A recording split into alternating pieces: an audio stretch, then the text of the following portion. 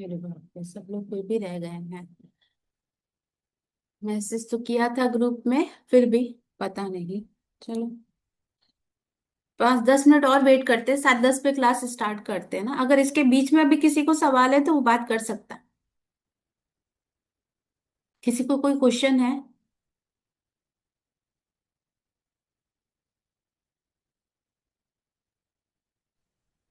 No ma'am. ठीक है। सुमन सिन्हा जी, प्रेम कौर जी, आपको कोई सवाल है? लास्ट क्लास को लेके कोई सवाल है, कल वाली क्लास को लेके?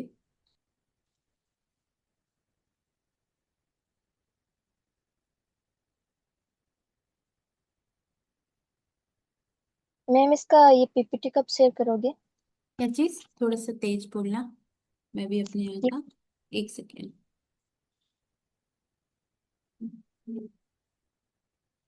हेलो। एक सेकेंड, हाँ अब बोलो कुसुम।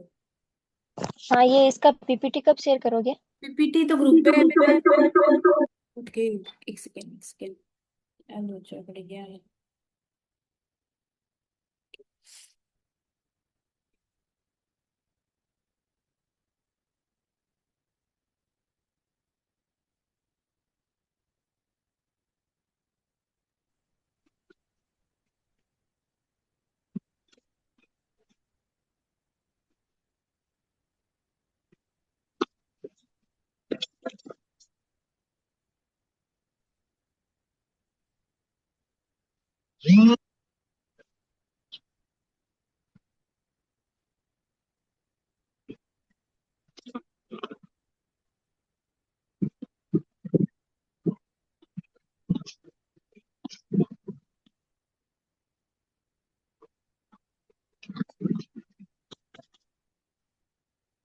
आवाज आ रही है?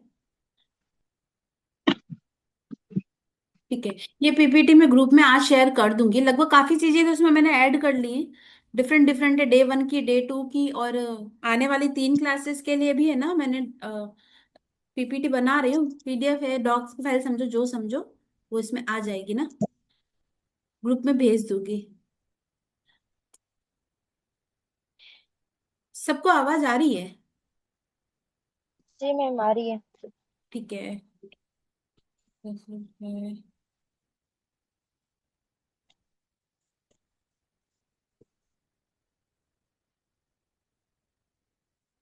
नहीं, तो बोल रहे हैं।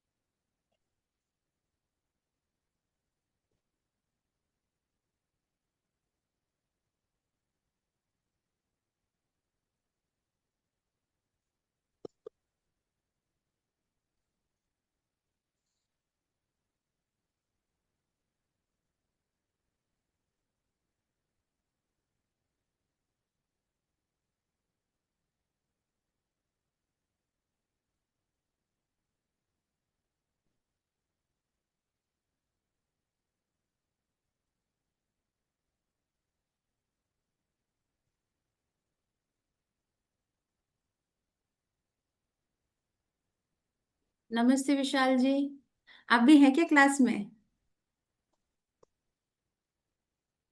आवाज आ रही है आपको? जी जी मैम। नमस्ते मैम। जी नमस्ते, कैसी नमस्ते कैसी? नमस्ते नमस्ते। नमस्ते। बहुत बढ़िया मैम। बढ़िया बढ़िया। ट्रिप प्रैक्टिस कैसी चल रही है अभी आपकी? प्रैक्टिस तो मध्यम है मैम जी। ठीक है। ठीक है। तो भरोसा आज करने में थोड़ा सा समय लग रहा है। समय लग। नमस्ते मैम। नमस्ते। समय किस चीज में लग रहा है? मैम अभी मेरे पास पेशेंट कम है। अच्छा। ठीक है।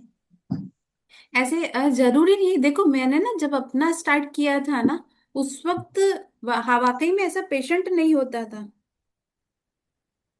इतने पेशेंट नहीं थे। पर मैं क्या करती थी, अपने घर आस पड़ोस वालों को देख के आती थी।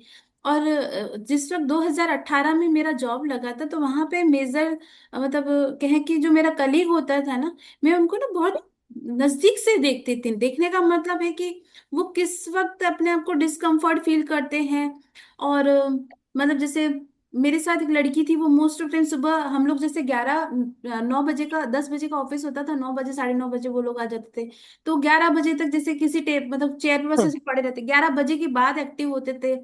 एनर्जी लेवल देखना, ये सब चीजें है ना। ऐसा जरूरी नहीं कि हम आज सीखे और कल ही जाके ट्रीटमेंट करने के लिए रेडी हो। ये आपकी प्रैक्टिस और ये आसपास के लोगों को देखना शुरू करो जी जी कि जी एनर्जी लेवल क्या है। जी अगर जी हमारे फैमिली में भी अगर 2-3 मेंबर है, तो उनको भी एक कहते हैं ना, रीड करना शुरू करो कि कैसे इनका क्या प्रॉब्लम हो सकता है। जरूरी नहीं है कि वो पेशेंट बन के बात करे, है ना।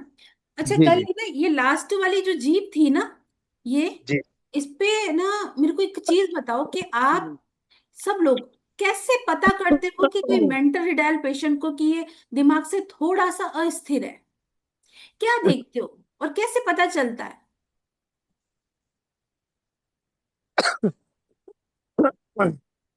किसी को ये समझ है? हम 1 सेकंड के अंदर ये पहचान लेते हैं। मैम वो जीभ हिलता है मैम। ठीक है, और वो खुद का, उसका बॉडी और खुद के वो कंट्रोल में नहीं होता, कहीं पे भी हाथ रख देता। या और बॉडी के स्ट्रक्चर से कैसे पता चलता है? मोस्ट ऑफ टाइम ऐसे पेशेंट का हाइट अच्छा होता है, और आंखें और जीभ जैसे ये कर रहे हैं ना, वैसे जीभ दिखती है। दिखती का मतलब है कि चेहरा लटका हुआ होगा, फेस भी अपनी बॉडी से लटका के रखेंगे।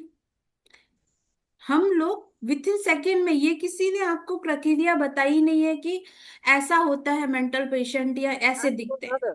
आज नेऊन देव उद्या नेऊन देव काही मिळ लागणार की रे? आप सब लोग अपना म्यूट कर लीजिए, है ना।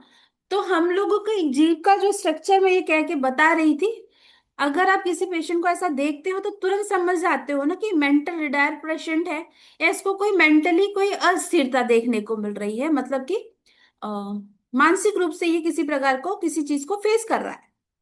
ठीक है। अब ये विद्या ना तो हमने कभी सीखी है ना ही क्या, हमें ये चीज तुरंत पता चल जाती है। अब बात आती है सिर्फ गौर से देखने की। हम लोग उसको पूरी तरीके से समझने की कोशिश करने वाले होते हैं। अब यहाँ पे उसका एक टारगेट है कि जीव।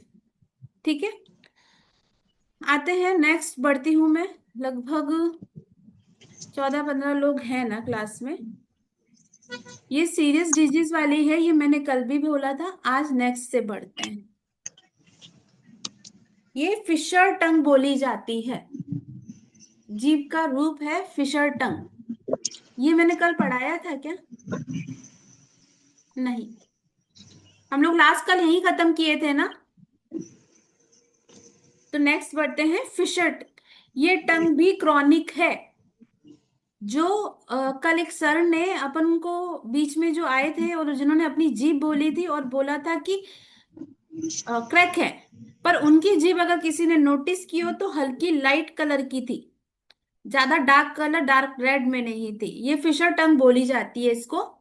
ठीक है, इसमें आड़ी टेढ़ी सब लाइनें मिल जाएगी आपको। ये क्रॉनिक पेशेंट होते हैं, और ऐसे पेशेंट का बॉडी में हीट बढ़ जाता है। हीट बढ़ने की वजह से बॉडी का फ्लूइड सूखने लगता है। अगर ये जीभ थोड़ी सी सफेद होती तो हम क्या बोलते? कोल्डनेस की वजह से प्रॉब्लम है। और ये वाली जीभ जो है, ये हीट की वजह से ऐसी हुई है। चाइनीज भाषा में बॉडी फ्लूइड्स को बोला जाता है जिन ये। ऐसे चाइनीज बहुत सारे शब्द यूज किए जाते हैं जिनके बारे में लोगों को पता नहीं होती, या कोई चाइनीज बुक पढ़ते हैं तो तब उनको थोड़ा बहुत रहता है कि क्या लिखा है। बॉडी का फ्लूइड क्या होता है, किसी को पता है? बॉडी का फ्लूइड क्या होता है? Ma'am lymphatic fluid. बॉडी का फ्लूइड लिम्फेटिक, ब्लड। मैं बोलती हूँ ब्लड हो गया। ठीक है। Blood saliva tears. हाँ, यूरिन, स्वेट। यूरिन। ठीक है। और हम लोग ये कह सकते हैं टीयर्स, आंखों के आंसू, है ना। मेल बॉडी स्पर्म, ये सब बॉडी के फ्लूइड में काउंट होते हैं। अब है ना यहाँ पे, चलो ये थोड़ा सा टॉपिक से अलग हो रहा है। बॉडी का फ्लूइड, आपको पता है ये चीज किसी ने नोटिस की है कि एक पेशेंट है, हाँ, वो एक ऐसा लाइन बोलता है कि फीमेल पेशेंट में ज्यादातर मैं सुनती हूँ कि अब तो मेरे आंसू ही सूख गए हैं, है ना। कोई इंसान या कोई ऐसा पेशेंट बहुत ज्यादा रोता है या डिप्रेशन में रहता है या जिसकी लाइफ में जॉय की कमी होती है, जिनको ये टॉपिक नहीं समझ आ रहा, 5 एलिमेंट वाला वीडियो जरूर देखना। उन लोगों का अगर आंखों के आंसू सूख रहे हैं तो बाकी सारे बॉडी के फ्लूइड भी सूख गए होंगे। जो पेशेंट जॉय की कमी होती है उन लोगों का हीट या हार्ट से रिलेटेड प्रॉब्लम रहता है। फिजिकली उनकी एक्टिविटीज बहुत रेयर हो जाती है या कम हो जाती है। धीरे धीरे क्या होता है कि वो हीट जो जनरेट करता है वो बॉडी के फ्लूइड को जलाना शुरू कर देते हैं। एग्जाम्पल के तौर पे एक शॉर्ट में समरी में समझाती हूँ। बॉडी फ्लूइड की बात आ रही है कि आप देखना कि जो लोग बहुत कम बोलते हैं, बहुत कम बोलते हैं, कम अपनी जगह से इधर उधर घूमते हैं, उनका मुंह खोलते ही स्मेल आती है। ये किसने नोटिस किया है? या जिन लोगों की आदत होती है कि ना बोलने जितना। ऐसा क्यों होता है? जब जॉय की कमी होती है तो बॉडी का हीट बढ़ने शुरू हो जाता है, या सैडनेस होती है, सैडनेस तो चलो नहीं कह सकते, जॉय की कमी कह सकते हैं। जब उनके अंदर ये प्रॉब्लम होती है तो धीरे धीरे बॉडी का हीट, हार्ट कमजोर होता जाएगा और हीट बढ़ती जाएगी, और ऐसे होते होते उनके बॉडी के फ्लूइड सूखने शुरू हो जाते हैं, बदबू आना शुरू हो जाती है। अब हम लोग तो सिर्फ, मैं यहाँ पे सिर्फ मुंह की बात कर रही हूँ, उनके स्वेट में भी बहुत गंदी बदबू आती है। आया समझ में? तो जब बॉडी के फ्लूइड्स में अगर स्मेल हो, कलर हो, यूरिन है, और यूरिन वैसे हेल्दी यूरिन की तो बात ऐसा बोली जाए कि ना तो ज्यादा होना चाहिए ना कम होना चाहिए। अब यूरिन की बात करें तो ज्यादा और कम का क्या मतलब?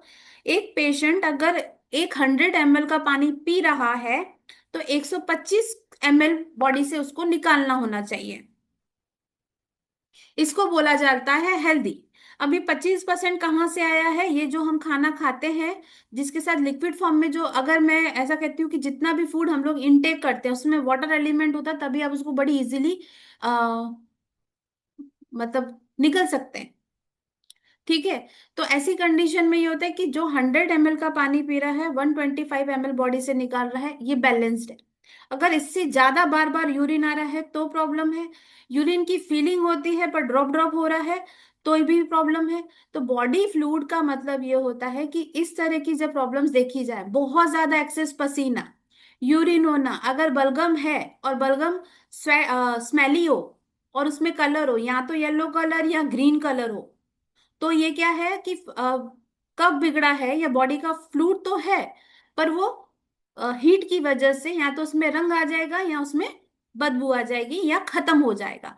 अगर बहुत ज्यादा हीट होने लगती है तो ऐसे पेशेंट का जो बॉडी फ्लूइड है वो सूखना स्टार्ट हो जाता है। तो जो लोग ये वर्ड बोलते हैं ना कि हमारे आंसू सूख गए, आई होप कि आपको इस लाइन का मतलब समझ आ गया हो।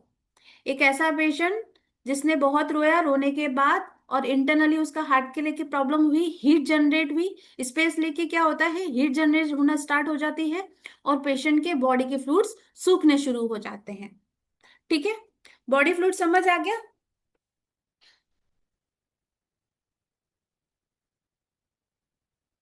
कुछ प्रॉब्लम हो गई है क्या? एक सेकेंड।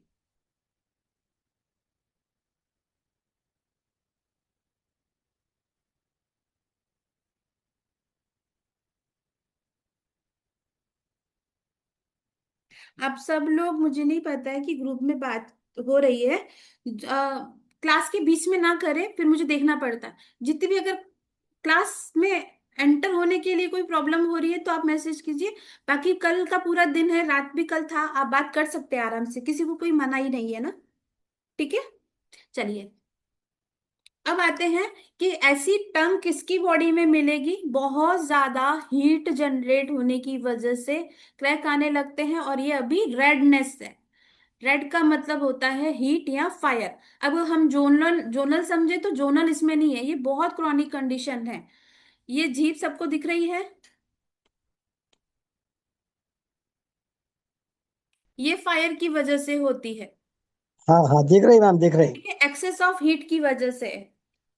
चलिए नेक्स्ट बढ़ते हैं। ये भी फिशर टंग है। अब अगर कल किसी ने जो सर थे, जब उनकी टंग देखी हो, उसके हिसाब थोड़ा सा इनका कलर जो था वो वाइट था, पर यहाँ पे भी क्या है, क्रैक्स है, बहुत डीप क्रैक्स है। अगर बात समझने की किसी को समझ आ रही है, ये जीभ के मिड लाइन पे है। कोई मुझे बता सकता है ये कैसी वाली क्रैक है?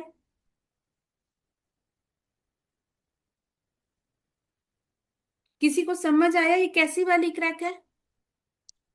हाँ, फैली हुई है, स्पाइनल कोड का प्रॉब्लम बताया था मैम आपने कल।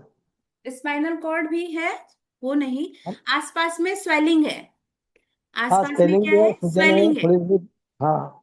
और ये टंग देखो, यहां से बहुत सारे, ये देखो। अब हाँ ये भी है तो लाइट कोल्डनेस की है क्या, ये हाँ। लाइट कोल्डनेस की है, पर ये पेशेंट भी क्रॉनिक में माना जाता है। अगर मैं अच्छा। डायग्नोज करूं, इसका लीवर का साइड देखो, ठीक है, इसका ये यहाँ पे क्या आता है, यहाँ पे आती है हमारी किडनी।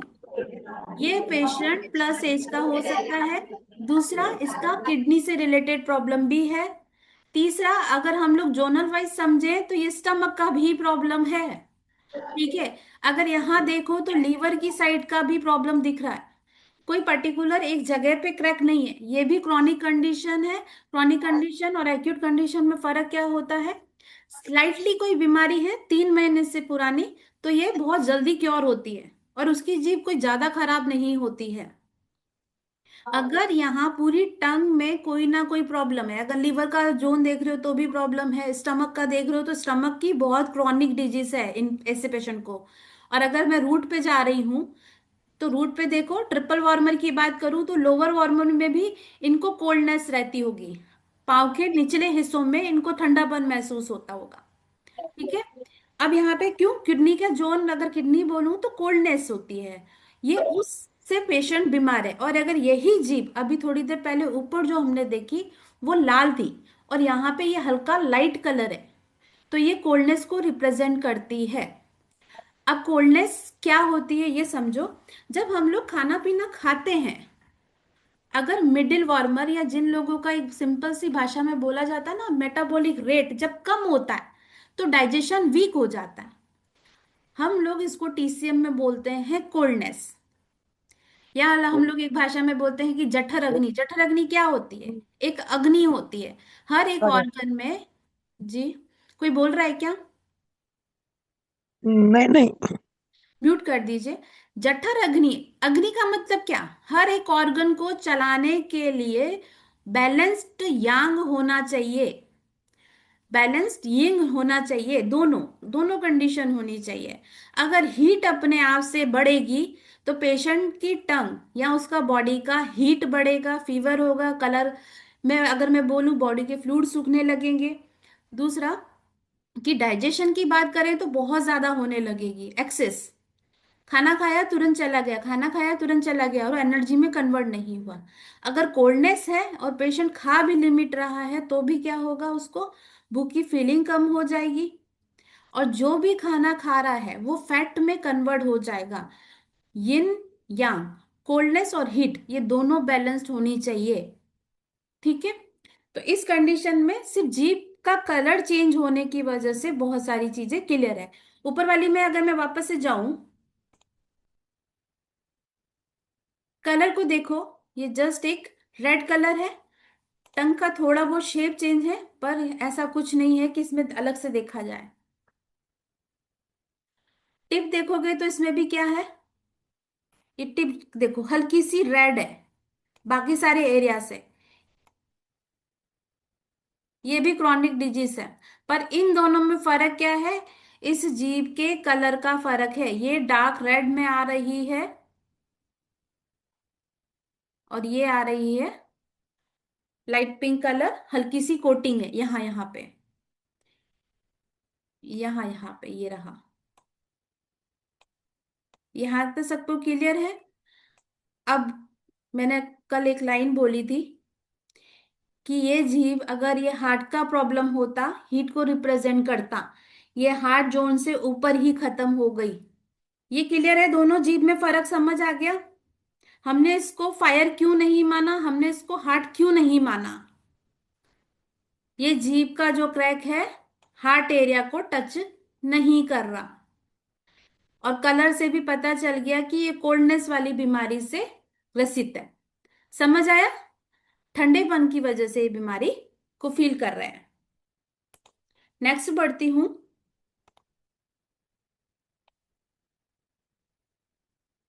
किसी ने चैट पे लिखा है, हे भगवान,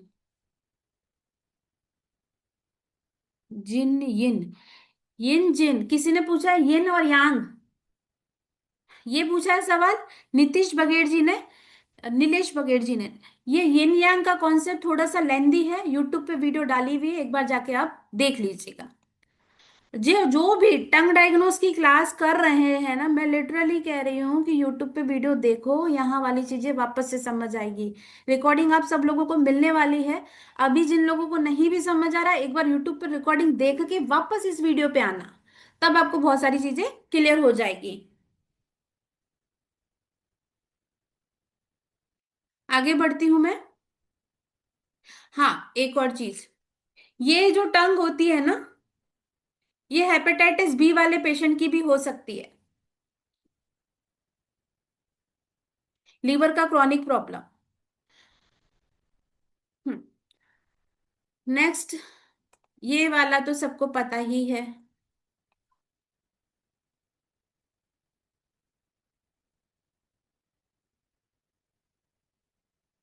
ये जीभ कैसी है? स्वेलिंग है। फर्स्ट वाली में और सेकेंड वाली में हल्की कोटिंग है, कोल्डनेस की कोटिंग है।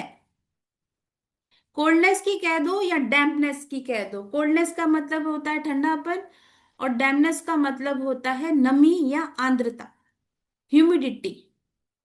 ऐसे पेशेंट जिनकी जीभ पे किसी ना किसी पाउडर जैसे की कोटिंग मिलना, पाउडर जैसी कोटिंग आगे समझाऊंगी, या किसी छोटी सी भी या पतली सी भी लेयर अगर कोटिंग है, तो हम ये मानते हैं कि ये ह्यूमिडिटी की वजह से है।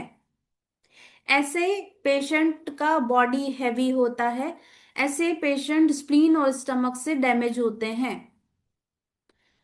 किसी को यहाँ पे कोई सवाल?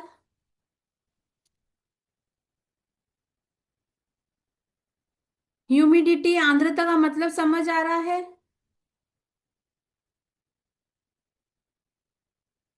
कोई सवाल नहीं है, मैं आगे बढ़ती हूँ।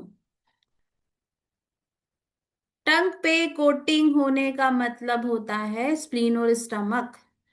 चाहे वो कोटिंग पतली लेयर में हो, उसकी वजह से हो। दूसरा, अगर टंग की बॉडी शेप देखोगे तो स्वेलिंग है।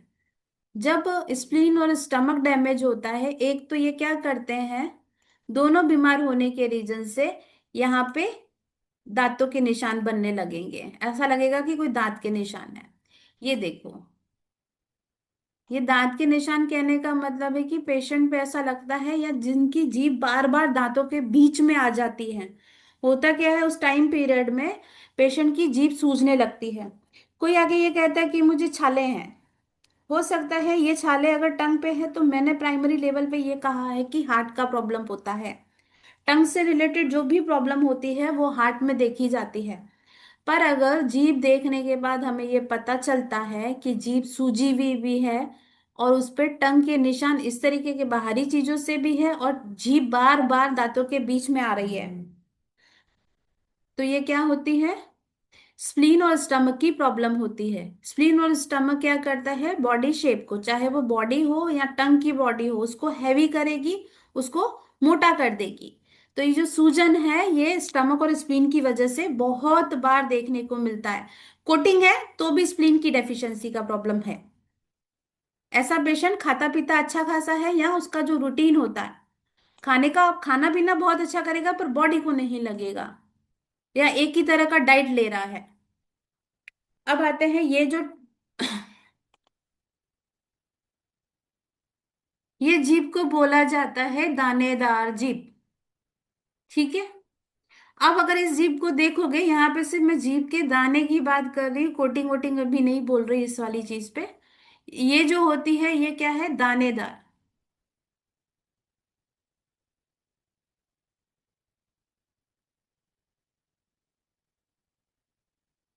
हम्म।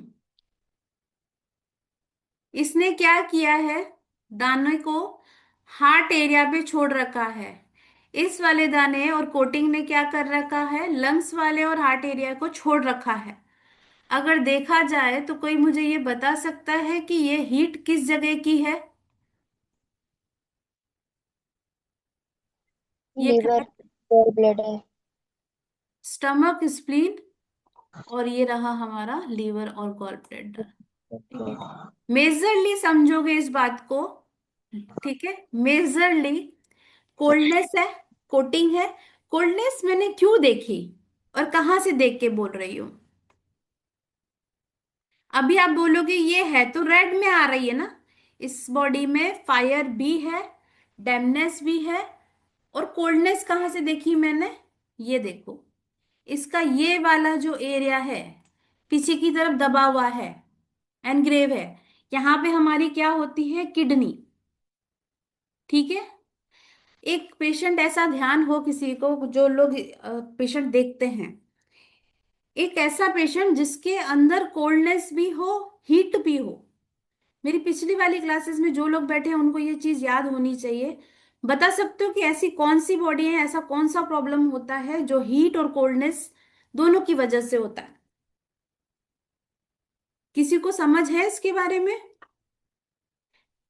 ऐसा बॉडी जिसके अंदर हीट और कोल्डनेस का प्रॉब्लम हो।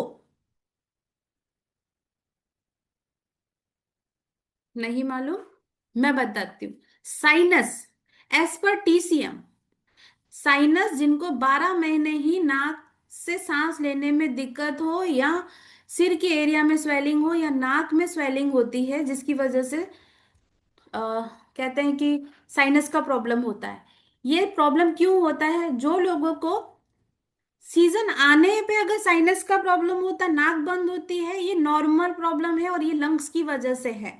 और अगर ऐसा पेशेंट जिसको 12 महीने ही साइनस का प्रॉब्लम होता है, कैसा प्रॉब्लम, अगर धूप से बाहर निकले, सॉरी, एसी में बैठे थे, बाहर निकले और सीधा नाक बंद हो गई, या गर्मी से अंदर रूम में आए, नाक बंद हो गई, साइनस का प्रॉब्लम हो गया।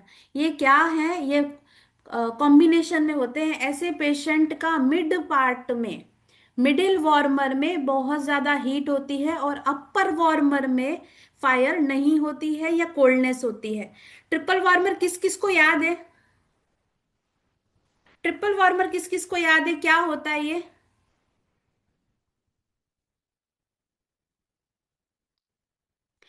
यूट्यूब का लिंक मैं भेज दूंगी, है ना। एक किसी को भी ट्रिपल वार्मर के बारे में पता है, मेरिडियन कौन कौन पढ़ते हैं, जिनको नहीं पता है तो फिर गड़बड़ हो जाएगी। हम्म। ट्रिपल वार्मर जिनको नहीं पता प्लीज अभी बोल दो, नहीं पता, नहीं पता। एक बार बता दीजिए। ठीक है, वो कल वाली ही था, मैं अभी वापस से बताती हूँ। देखो हमारे शरीर में ना तीन ऊर्जाएं होती हैं। तीन ऊर्जा, एक अपर, एक मिडिल और एक लोअर। हम्म,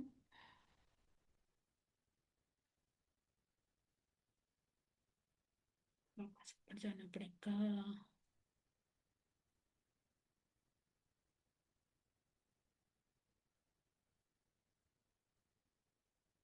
हाँ, ये मैं बता देती हूँ।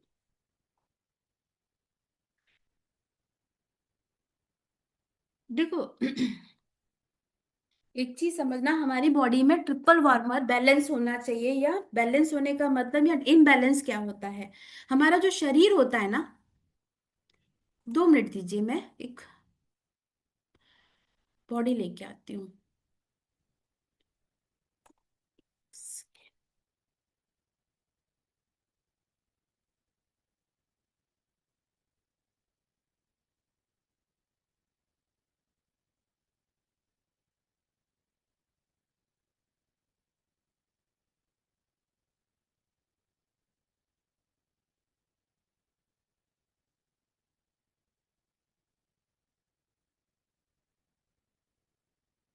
स्क्रीन पे सबको बॉडी दिख रही है? हाँ जी मैम। ठीक है। अब जूम कर समझिए। दीजिए। हाँ, अगर मैं उल्टी जीभ को यहाँ पे ऐसे मेजर कर लूं, सॉरी, ऐसा नहीं होती।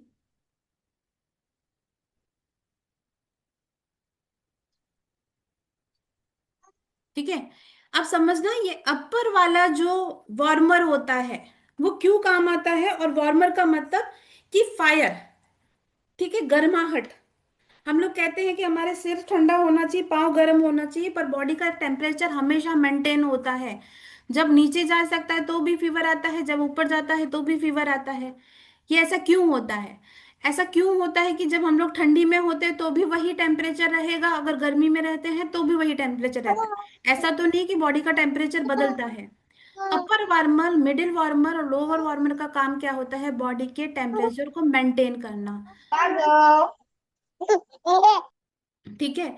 अपर वार्मर में हम लोग इम्यून सिस्टम को कहते हैं। अब एक ऐसा पेशेंट जिसका लंग्स का एनर्जी अच्छा नहीं है, ठीक है, तो क्या होगा? ऐसा पेशेंट बार बार सीजन आने पे बीमार पड़ेगा। समझ आया? जिन लोगों को हाथ के ऊपरी हिस्सों में, या ऊपरी हिस्से हमारे हाथ, हमारी उंगलियां, ये अपर वार्मर में काउंट की जाती है। सर्कुलेशन अगर वीक है, सुनपन होना, झंझनाहट होना, हाथ की उंगलियों में या हाथ में, शोल्डर में, सिर में झंझनाहट बहुत सारे लोगों को पता होगी, और बहुत सारे लोगों को ये चीज नहीं पता होगी कि झंझनाहट क्या होती है। लोगों को सिर्फ इतना पता है कि उंगलियों में झंझनाहट होती है। इसके कॉज भी अलग अलग होते हैं, यहाँ पे सिंगल लाइन में नहीं कह रही कि सर्कुलेशन का प्रॉब्लम होगा। वे भी यहाँ पे विटामिन B12 की वजह से भी बहुत देखा जाता है। जिनको चींटियां काटती हैं, मोबाइल को अगर 5 से 7 मिनट पकड़ लिया और सुन हो जाना या सो जाना वाला जो वर्ड हम लोग अपने लोकल भाषा में यूज करते हैं, वो प्रॉब्लम, ये क्यों होता है? जैसे सर्कुलेशन वीक हुआ या वो अपर वार्मर वीक हुआ, ऐसा पेशेंट अगर बार बार बीमार होता है सीजन आने पे, तो उसका इम्यून सिस्टम या उसका लंग्स और हार्ट का एनर्जी अच्छा नहीं होता। कहीं ना कहीं वहां पे वार्मर की कमी होती है। ठीक है, तो इसको बोला जाता है अपर वार्मर। फिर आते हैं मिडिल वार्मर की बात करते हैं। मिडिल वार्मर क्या होता है? जो भी, मान लो एक पेशेंट है जो सीजन आने पे बीमार नहीं हो रहा है, सीजन जाने पे बीमार हो रहा है, और हमारा डाइजेस्टिव सिस्टम पूरा मिडिल वार्मर में आता है। जितना भी हम लोग खान पान करते हैं उसका जो बॉडी को न्यूट्रिशन मिलता है वो मिडिल वार्मर में आता है। अगर लिटरली इंटरनल ऑर्गन अपने टाइम पे, ऑर्गन टाइम पे सो गए या ठंडे रह गए, हम कहते हैं ना जठर अग्नि, वो अग्नि क्या है? वो वार्मर है। आपको भूख का एहसास कब होता है? भूख का एहसास कब होता है? जब आपको स्टमक में अग्नि आती है, या बाइल जूस जिसको कहते हैं, या जो खाना तोड़ने वाला जो जूस होता है वो आता है, तब आपके ब्रेन को सिग्नल जाता है कि भूख लगी है। ठीक है, तो जब भूख ना लगना, ये भी वार्मर की कमी है। छोटी छोटी भूख लगना, ये भी वार्मर का एक्सेस हो जाना, बार बार खाना खाने की आदत, तो तुरंत क्या होता है कि वो स्टमक से ब्रेन को सिग्नल देता है कि भूख लगी है। तो ये भी क्या हो गया? जब वार्मर बिगड़ता है, मिडिल वार्मर जब बिगड़ेगा, तो हो सकता है डाइजेशन बहुत ज्यादा एक्सट्रीम लेवल पे हो रहा हो। एक्सट्रीम लेवल पे होने का मतलब है कि बहुत कुछ खा लेने के बावजूद भी बॉडी नहीं बन रही है, या कहते हैं ना हम लोग कि शरीर को लग नहीं रहा है। अब दूसरा पेशेंट ऐसा है जो खा भी सब कुछ रहा है, पर फिर भी वो लिथार्जी, तब हम क्या बोलते हैं उसको? कि वो, उसका बॉडी का जो डाइजेशन है वो वीक है और बॉडी को मिल नहीं रहा। वो क्या होता है? वो फैट में कन्वर्ट होने लगता है। तो मिडिल वार्मर बैलेंस होना जरूरी है, ये डाइजेस्टिव सिस्टम के लिए बहुत इंपॉर्टेंट है। आप समझ लो कि ऊपर के दो वार्मर अगर किसी के ठीक है, नीचे का वार्मर अगर किसी का प्रॉब्लम में रहता है, अब खा भी रहा है, पी भी रहा है, डाइजेशन भी बहुत अच्छा है, अब उसको यूरिन से रिलेटेड प्रॉब्लम मिल रही है। यूरिन से रिलेटेड जितना भी हम लोग फूड खाते हैं उसका लिक्विड फॉर्म की बात करें, ठीक है, या बॉडी से जितना भी टॉक्सिन है, या हम लोग जो वेस्ट मटेरियल होता है, लार्ज इंटेस्टाइन और इसमें किडनी को काउंट किया जाता है, अगर ये दो ऑर्गन ठंडे पड़ गए तो रिप्रोडक्टिव ऑर्गन में भी प्रॉब्लम आने लगती है। लोअर सॉरी लोअर बर्नर में जब प्रॉब्लम रहेगी तो इस तरह की प्रॉब्लम फेस करने को देखने को मिलता है। ठीक है। तो लोअर जब प्रॉब्लम रहेगा तो क्या रहेगा? अब एक पेशेंट है, खा भी रहा है, पी भी रहा है, डाइजेशन भी अच्छा हो रहा है, पर बॉडी से टॉक्सिन नहीं निकल रहे, वेस्ट मटेरियल नहीं निकल रहा। कॉन्स्टिपेशन का क्या है? कॉन्स्टिपेशन अगर किसी को समझ है तो इसका रीजन ये होता है कि लोअर वार्मर की वीकनेस होना। मैं यहाँ स्टूल को लेके क्लासिफाई नहीं कर रही, क्योंकि अभी वार्मर की बात करी जा रही है तो सिर्फ स्टूल और कॉन्स्टिपेशन की बात करते हैं। अब हो सकता है स्टूल का स्ट्रक्चर कैसा है वो अलग चीजें डिपेंड करती है। ड्राई है तो ड्राइनेस लंग की वजह से आएगी, अगर वो स्टिकी है तो वो स्प्लीन की वजह से आएगी। हम स्टूल को क्लासिफाई नहीं कर रहे हैं, हम लोग लोअर एब्डोमिनल की बात कर रहे हैं या लोअर वार्मर की बात कर रहे हैं। जिन लोगों को पाँव से चलने में दिक्कत होती है, खड़े रहने की ताकत नहीं होती है, कोल्डनेस फील हो रही है, पाँव में सुन्नपन होना, झंझनाहट होना, सुइयां चुभना, चींटियां काटना या पाँव का सो जाना, ये सब लोअर वार्मर में काउंट होती है। अगर हम लोग इसको समझे, लोअर वार्मर, अपर वार्मर और मिडिल वार्मर की बात कर रहे हैं, तो पर्टिकुलर एक्यूप्रेशर में इसके लिए मरीडेन है। और अगर यही सारी चीजें आप टंग में जाके देखोगे तो वहां पे भी आपको ये चीजें दिखने को मिलेगी। कोटिंग अगर रूट पे है, अभी जैसे मैं टॉपिक पे बात कर रही थी, यहां तक सबको क्लियर है? वार्मर समझ आ गया? यूट्यूब का हाँ लिंक जी शेयर मैम। कर दूंगी, वहां देख लेना। ठीक है। हाँ डिटेल में। हाँ मैम, हाँ। ठीक है। ठीक है ठीक है। वापस आती हूँ।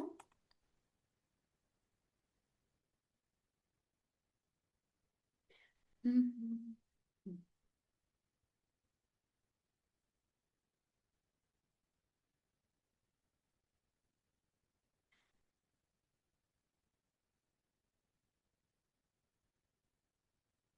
ज्यादा नीचे चली गई।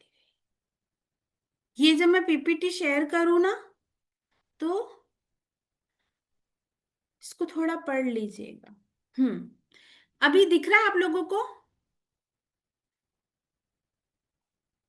हाँ दिख रहा मैम, दिख रहा। आ गई मैं वापस से। ठीक है। अब समझ आ गया कि मैंने इसको ट्रिपल वार्मर में से लोअर वार्मर की प्रॉब्लम क्यों बोली, और यहाँ पे क्यों इसको ऐसा बोला। ऐसा, ये पेशेंट ऐसा है, इसको कोल्डनेस भी है और फायर भी है। ये जीभ हार्ट से रिलेटेड प्रॉब्लम को नहीं दर्शा रही है। ये स्टमक और स्प्लीन की कोटिंग है, यहीं पे दाने हैं। पीछे की तरफ देखोगे तो एनग्रेविंग है, यहाँ पे क्या है हमारा किडनी। कोटिंग का जो कलर है वो येलो ना होके व्हाइट है, तो हम लोग यहाँ पे कॉम्बिनेशन मानते हैं। कॉम्बिनेशन कोटिंग का रीजन होता है स्प्लीन और स्टमक, और मेजर जो कोटिंग है अगर देखोगे तो स्टमक और स्प्लीन की तरफ है, हार्ट की तरफ नहीं है, लंग्स की तरफ भी नहीं है। तो यहाँ पे मिडिल वार्मर और लोअर वार्मर दोनों डिस्टर्ब हैं। जीभ का कलर अगर रेड है और दानेदार है तो ये हीट भी है। क्लियर?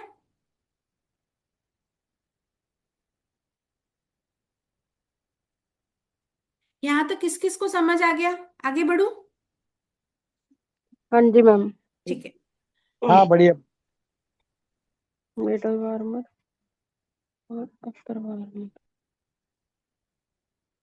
अब मैं करती हूँ, कल वाली क्लास थी उसको खत्म किया, अब मैं आगे बढ़ती हूँ। डे सेकेंड के लिए जितनी भी चीज थी वो सारी चीजें मैंने बता दी। अब आते हैं हम लोग किसकी बात कर रहे हैं? जीभ की थिकनेस पे, लचकपन पे, फ्लेक्सिबिलिटी पे। यहाँ तक समझ हो गया? अब वो जीभ शरीर के अकॉर्डिंग देखी जाए कमजोर है, वीक, मतलब मैं अभी एक्चुअली हिंदी को लेके थोड़ी सी कंफ्यूज हो रही हूँ। अम, हम लोग आगे पढ़ते हैं ना। अच्छा, कितने लोगों ने ये देखा है कि किसी की जीभ हिलती रहती है? ये भी इसी वाले पॉइंट से आती है। लास्ट में हमने लास्ट कल वाले टॉपिक पे ये पढ़ा था कि एक तो कलर, जोन, ठीक है, coating, white coating, yellow coating, grey आगे वाली चीजों में समझाऊंगी। हमने शेप पढ़ा, पतला लंबा, ये शेप पढ़ लिया। अब आते हैं कि यहाँ पे जीभ की बनावट कैसी है। बनावट का मतलब है कि हमें देखने पे क्या ये स्टिफ लग रही है, हार्ड लग रही है, स्वेलिंग भी हमने पढ़ ली। यहाँ पे ये चीजें समझ रहे हैं कि एक जीभ में जान नहीं है, वो भी समझते हैं, जिसको कह रही थी ना मैं, स्प्रिट कह लो या जान कह लो। ये जो अभी मैं पढ़ाने वाली हूँ ये अधिकतर क्रॉनिक पेशेंट में मिलेगी। तिरछी होना ये भी आगे चल के समझाऊंगी। तिरछी तो सब लोगों ने देखी होगी। अब इस जीभ को देख के क्या लग रहा है? एक ऐसी जीभ जिस पे कोटिंग है, कोटिंग उखड़ रही हो, हट रही हो, ये क्रॉनिक पेशेंट है। ये देखो, ये कोटिंग है। अब यहाँ जोनल वाइज नहीं समझते, इसकी स्प्लिट को देख रहे हैं। यहाँ पे डार्क है, ये यहां से कोटिंग उतर रही है, यहां से ये कोटिंग हल्की सी उतरी है। ये पेशेंट क्रॉनिक है, ठीक है। ये देखो, यहाँ पे डार्क है, फिर यहाँ जाके लाइट होगी, और ये देखो कोटिंग यहाँ पे है, यहाँ पे ना के बरोबर है, ठीक है। और इस कोटिंग को या इस तरह की जीभ को क्या बोली जाती है? जिसमें स्प्लिट नहीं है। अगर बॉडी के सिम्टम्स पे जाओगे, ऐसे पेशेंट स्टूल पास करने जाएंगे, अधमरे हो जाएंगे। खाना खाने पे ऐसे पेशेंट को आराम आता है। ये जिन लोगों को समझ है स्टमक का प्रॉब्लम या स्टूल का प्रॉब्लम, देखो, स्टमक के लिए एनर्जी है खाना, एलआई के लिए होता है स्टूल। अब बड़ी उम्र के लोगों में, बुजुर्ग लोगों में अधिकतर ये प्रॉब्लम देखी जाती है। और हालांकि मेरा तो एक्सपीरियंस ये कहता है कि 40-45 साल का आदमी, मैं बूढ़ा नहीं मानती, 40 तक का, अगर वो ऐसी कंडीशन है, स्टूल पास करके आया और गिर गया, या उसको बिस्तर पे 10 मिनट लेटना पड़ता है, तो ये क्या कहता है? बहुत क्रॉनिक फटीग है, थकान है। उन पेशेंट की जीबान ऐसी मिलेगी। या जिन लोगों का कहने का ये होता है कि हम खाना खाते हैं तो थोड़ी देर तो मैं अच्छा महसूस करता हूँ, और जब खाना थोड़ी देर के बाद फिर वापस मुझे बहुत थकान लगने लगती है। ये लाइन याद रख लेना, उन पेशेंट की जीभ ऐसी होती है। ये क्रॉनिक से भी बहुत ज्यादा क्रॉनिक, 6 महीने से 12 महीने से भी समझ लो कि इससे ऊपर वाली डिजीज हो, और जो इग्नोर की गई हो। स्टमक का प्रॉब्लम भी ऐसे पेशेंट को रहा होगा, लीवर का प्रॉब्लम भी रहा होगा। ऐसा पेशेंट 1 से 3 बजे बहुत बुरी कंडीशन में उसका नींद रहता होगा, या तो सोता तो सोएगा तो बार बार उसकी नींद टूट रही है, या वो सो ही रात को 1 बजे से 3 बजे के बीच में नहीं, भले वो 9-10 बजे सो रहा हो, फिर 1 से 3 बजे उसकी नींद बहुत बुरी तरह से खराब होती हो, ठीक है। या जिन लोगों का ये कहना होता है कि मैं सर लगा लगा के भी 3 बजे तक सो पाता हूँ, तो वो पेशेंट का जो जीव रहेगा वो इस तरीके का रहेगा, और ये क्रॉनिक कंडीशन है। ये वीक है, अधमरी सी जीभ बोली जाती है जिसको हमारी भाषा में, ठीक है। ये आगे चल के ये मैं भेज दूंगी तो आप पढ़ लीजिएगा। अब आती है ये वाली, ये जीभ बहुत इंपॉर्टेंट है। मेजरली जो पैरालिसिस के पेशेंट होते हैं, या जिन्होंने पैरालिसिस के पेशेंट देखे हैं, पैरालिसिस का जो रीजन होता है टीसीएम में ये बोला जाता है कि इंटरनल विंड, लीवर क्या करता है, बहुत ज्यादा विंड क्रिएट कर देता है, तो पेशेंट को पैरालिसिस का प्रॉब्लम होता है। या हम लोग ये समझे कि वहनियों में जब बहुत ज्यादा हीट हुई, हीट के बाद वो स्पेस लेना शुरू कर देती है, तो टीसीएम में ये कहा जाता है कि ये विंड क्रिएट कर रहा है। 1 सेकेंड देंगे मुझे, 1 सेकेंड।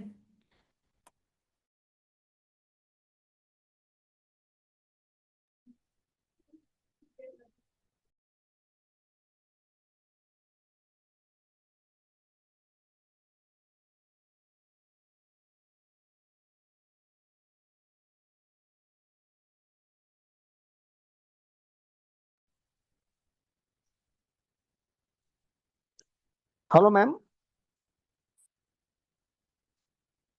हेलो।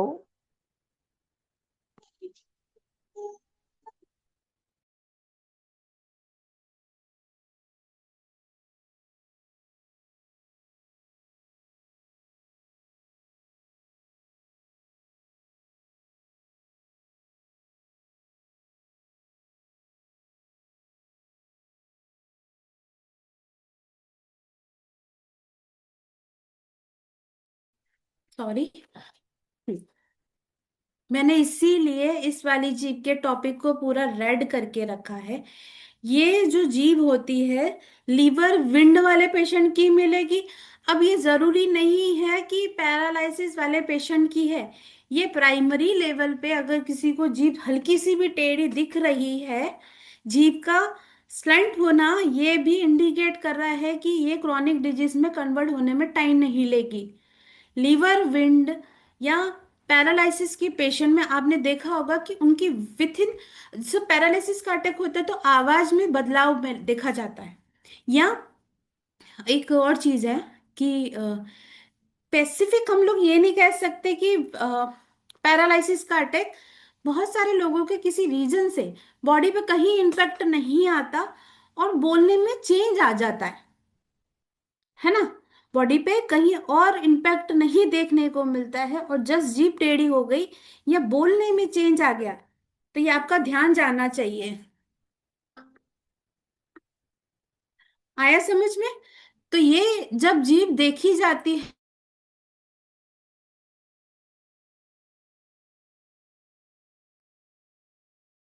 आवाज चला गया मैडम आपका।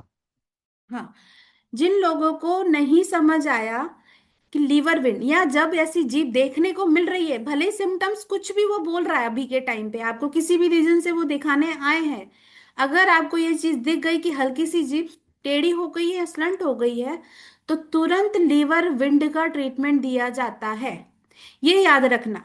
हो सकता है वो पैरालिसिस के पेशेंट ना हो सकता है वो आपके पास दूसरी चीजों के लिए, दूसरे प्रॉब्लम्स के लिए दिखाने आए हो, पर जीभ देखते ही पहले इंडिकेट है कि लिवर विंड का ट्रीटमेंट किया जाता है। अब इसके पहले या बाद में भले ही वो चाहे ये कह रहे हैं कि सर दुख रहा है या मेरे को कोई और प्रॉब्लम है। मैडम ये कैंसर के पेशेंट में भी दिखाई देता है? हाँ, हल्का फुल्का, हल्का हल्का फुल्का, फुल्का हल्का कैंसर फुल्का। के? ओ। एक्चुअल में ना, अगर मैं बोलूँ ना, आप मुझसे सच्ची बात पूछोगे ना, तो कैंसर का पेशेंट मैंने आज तक ना ट्रीटमेंट के लिए ना ही मैंने उस तरीके से देखा है। अच्छा। साफ बोलूं, रीजन है क्योंकि हम लोग जहाँ पे हैं, अ, वैसे तो मैं आपको एक बात बताऊं कि कैंसर का पेशेंट ना तो मैंने देखा है, ना ही मैं इसके लिए पर्सनली मेरा कोई एक्सपीरियंस नहीं है। हाँ, पैरालिसिस के पेशेंट है जिसकी जीभ मैंने देखी है और वो ऐसी ही होती है। इवन मैं बोलूं कि हमारे यहाँ पे एक पर्सन है, उनको कहीं पे भी बॉडी में कोई प्रॉब्लम नहीं है, सिर्फ कुछ ही दिनों में उनकी जीभ टेढ़ी हो गई और बोलने में फर्क आ गया।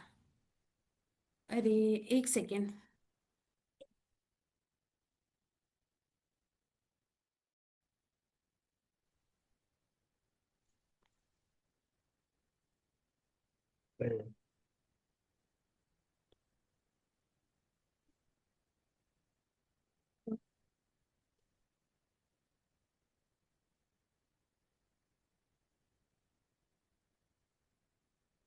आवाज नहीं आ रही है।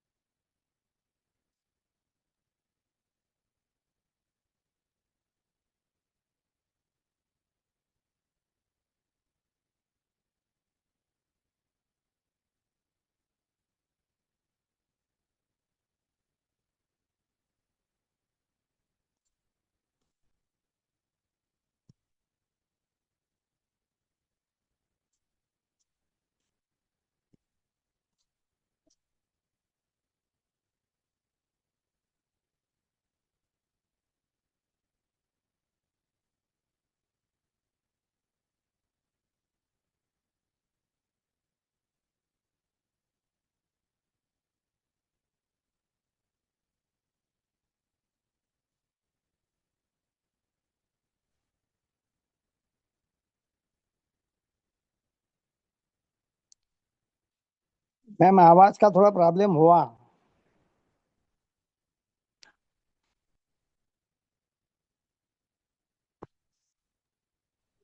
आ गई मैं। किसी को कोई सवाल है क्या? आवाज नहीं आ रही थी, अभी क्लियर हो गई। हाँ, मैंने बोला था मैं आ रही हूँ। हाँ हाँ हाँ। हम्म। नहीं, एक सवाल ऐसा है मैम। हम्म। एक लड़का है, मेरे साली का लड़का। हम्म। उसको करीबन क्या है, 3 बजे तक के उसको नींद आती नहीं। उम्र है उसकी ज्यादा से ज्यादा 20 से 22 साल। जी। और हाँ, उसका मैं जबान का फोटो भेजूंगा। और मेरी लड़की का फोटो मैंने कल जबान का भेजा था आपको तेज नहीं जमता। ठीक है। व्हाट्सएप पे। हाँ, तो मैं देख लूंगी, है ना। तो हाँ ठीक है। ठीक है। लीवर विंड का प्रॉब्लम समझ आ गया।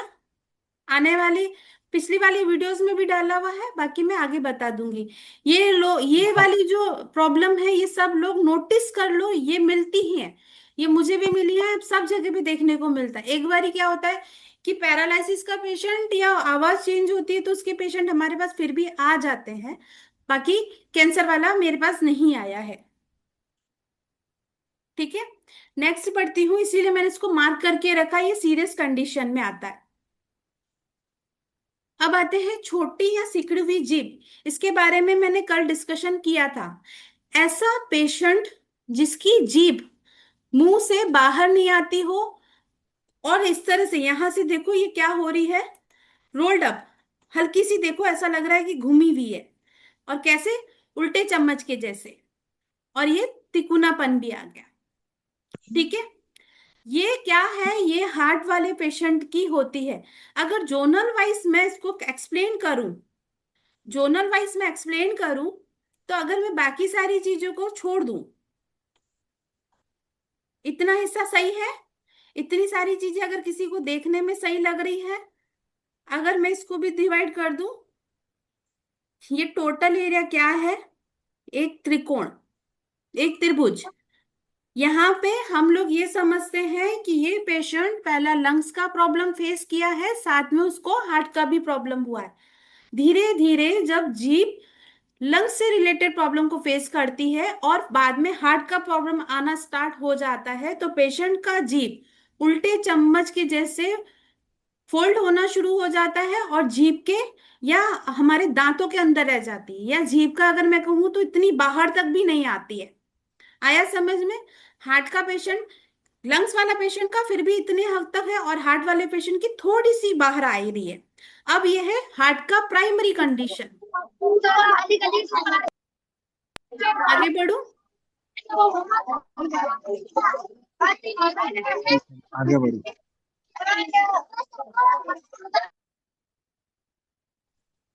माइक बंद करो, माइक किसी का चालू है। हाँ भाभी, एक, हाँ हाँ।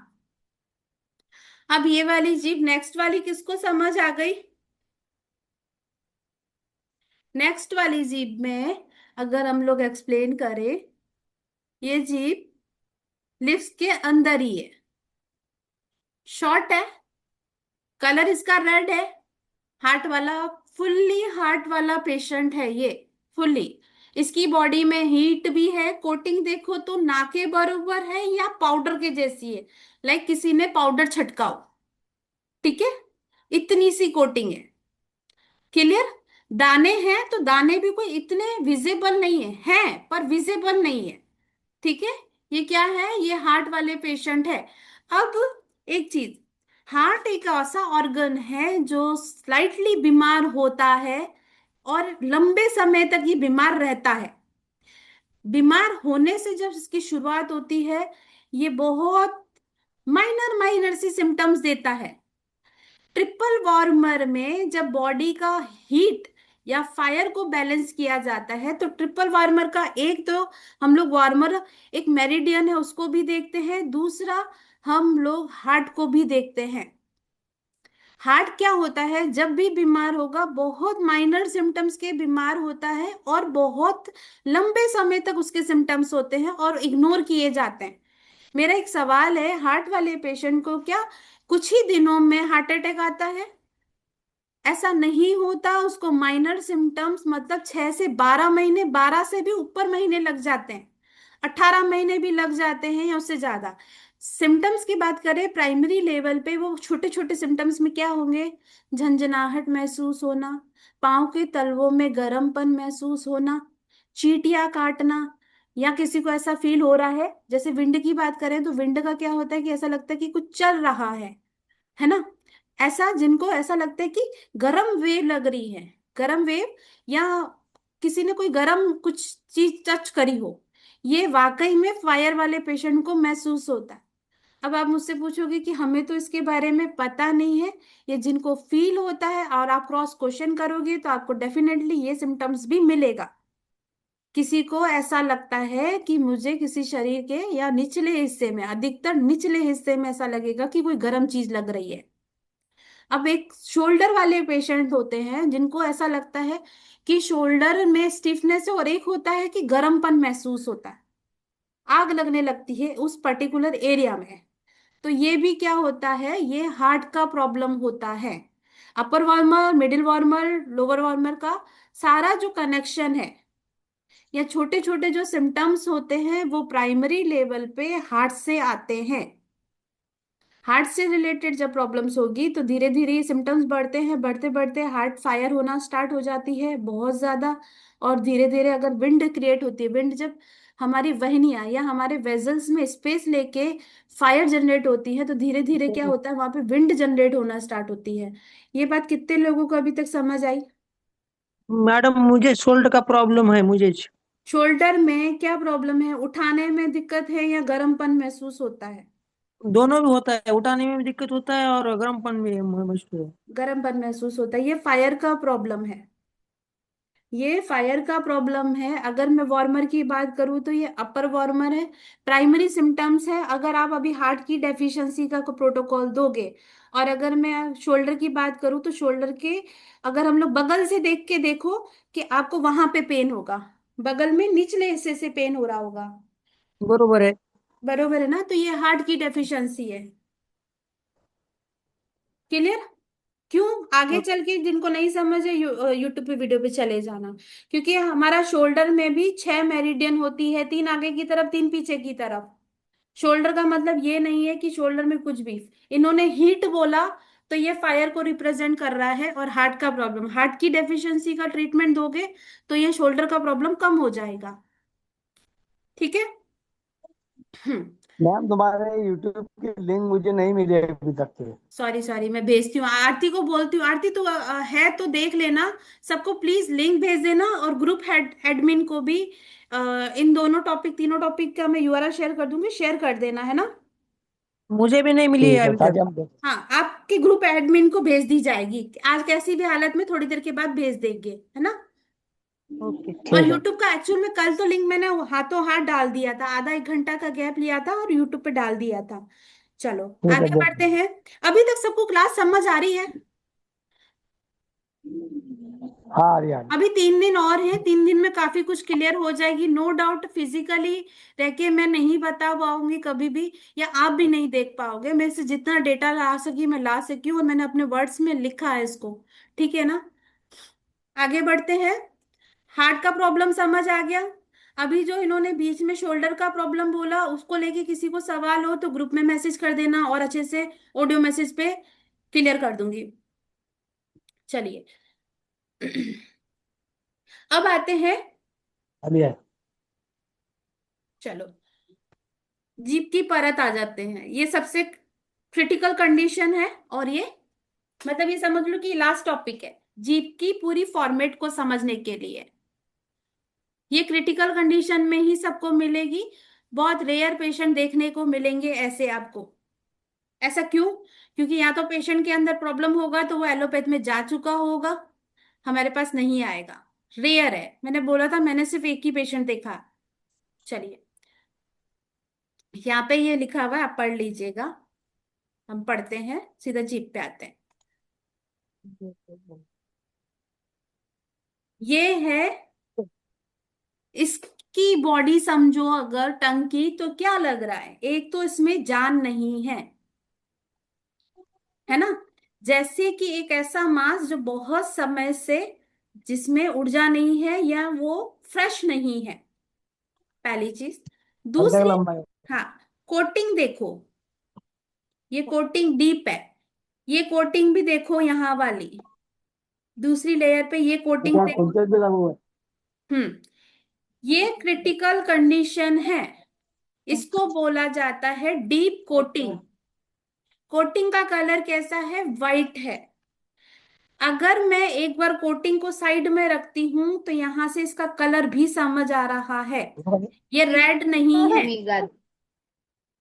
ये कोटिंग रेड नहीं है, सॉरी, ये जो जीप का कलर है ये रेड में नहीं आ रहा है, ना ही पिंक में आ रहा है। ये कैसी कोटिंग है और ये कैसी स्किन है? हल्की सी पर्पल शेड में जा रही है। ऐसे पेशेंट के अंदर ब्लड स्टैग्नेशन देखा जाता है, खून की रुकावट देखी जाती है। स्टैग्नेशन का मतलब ये होता है शरीर में, ब्लड स्टैग्नेशन का मतलब टोटल ये होता है कि खून की रुकावट होना, सर्कुलेशन वीक होना एक अलग टॉपिक है। स्टैग्नेशन का मतलब ये होना उस पर्टिकुलर एरिया में, या हम लोग अगर जीभ से डायग्नोस कर रहे हैं तो वहां पे पर्पल चीजें या पर्पल कलर का हाईलाइट होना, ये स्टैग्नेशन होती है। दूसरा, ऐसे पेशेंट का जो कोल्ड की वजह से प्रॉब्लम हुआ है और अब ब्लड स्टैग्नेशन हो चुकी है, और मेरे हिसाब से मोस्ट ऑफ टाइम पेशेंट को लीवर का ब्लड स्टैग्नेशन मिलेगा। यहाँ पे फीमेल्स के अंदर ज्यादा देखने को मिलेगा। मेल पेशेंट है तो उसकी एज 35 से लेके 45 के एज में बहुत अच्छे से ऐसी जीत देखने को मिलती है। और अगर डिजीज की बात करें तो जब लीवर की स्टैग्नेशन का प्रॉब्लम होता है तो पेशेंट को मल्टीपल सिम्टम्स होते हैं। कैसे? या तो आपको लगेगा कि ये पेशेंट है जिसको स्टमक का प्रॉब्लम है, या ऐसा लगेगा कि अगर मैं मिक्सअप में बात करूं, ऐसा पेशेंट का डाइट अच्छा नहीं होगा, खाने पीने का कोई टाइम फिक्स नहीं होगा, न्यूट्रिशन बॉडी को नहीं मिल रहे होंगे, स्टूल में अध पका खाना आ रहा होगा, खाने की कुछ इच्छा भी नहीं हो रही, पानी भी यहाँ पे वो सिप सिप करके पीता होगा, और सिप सिप की जगह जब भी, एक तो प्यास बहुत स्कैंटी हो जाएगा, नहीं प्यास लगेगी, और साथ में अगर उसको पानी पीना भी होगा तो एक दो सिप करके पिएगा। ये लीवर का प्रॉब्लम है। हेयर लॉस की बात करें, लोअर लोअर जो वार्मर होता है उसमें वीकनेस होने लगती है। Patient most of time lay down, मतलब सोने की उसको इच्छा रहेगी, मूवमेंट पे उसको बहुत थकावट महसूस होगी। मतलब आप कहते हैं ना कि क्रॉनिक फटीग प्लस एज के लोगों में होना, फीमेल्स के अंदर जो क्रॉनिक फटीग होती है, जो उठ नहीं पाती हैं, वो लीवर स्टैग्नेशन, ब्लड स्टैग्नेशन की पेशेंट होती हैं। सिर्फ और सिर्फ मैं यहाँ पे क्या देख के बोल रही हूँ? एक कोटिंग, दूसरा जीभ का कलर। क्लियर? जीभ का कलर पर्पल से मैच खा रहा है इसलिए बोल रही हूँ।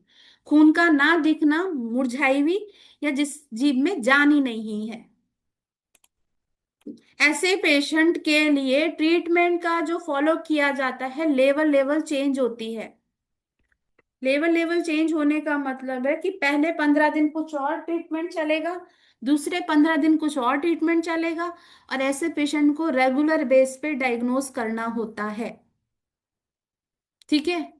आ गया समझ में? मिक्स मिलेगा सब कुछ। नेक्स्ट बढ़ते हैं। ये देखो, ये जीभ का कोटिंग हम लोग बोले एक्सेस डैम्पनेस है, ह्यूमिडिटी है, आर्द्रता है, और ये कोटिंग हमारी हार्ट तक आ रही है, टिप तक आ गई है। ठीक है? अगर मैं बोलूं जीभ अंदर की तरफ जा रही है और बाहरी हिस्सा स्वेलिंग है, ऐसा हुआ है कि जीभ पतली है, आसपास का जो एरिया है, जो लीवर वाला जोन है, वो स्वेलिंग में है। ठीक है? ये देखो। ठीक है? अब ये हुआ क्या है यहाँ पर? जीभ का कलर देखो, जीभ की कोटिंग देखो, जीभ का एरिया देखो, ये भी क्रॉनिक कंडीशन है। फायर ना के बरोबर बॉडी में है, सिम्टम्स इसमें भी मल्टीपल मिलेंगे। जिन लोगों को ये पता है कि 5 एलिमेंट में मदर और सन की थ्योरी, अगर सन बीमार है तो हम लोग काउंट करते हैं कि हो सकता है इसकी मदर भी बीमार हो। एक बेटा बीमार है तो हम लोग काउंट करते हैं कि हो सकता है उसकी मदर एलिमेंट में भी बीमारी हो। ये ऐसे पेशेंट होते हैं, इनके पांचों साइकिल से प्रॉब्लम होगी।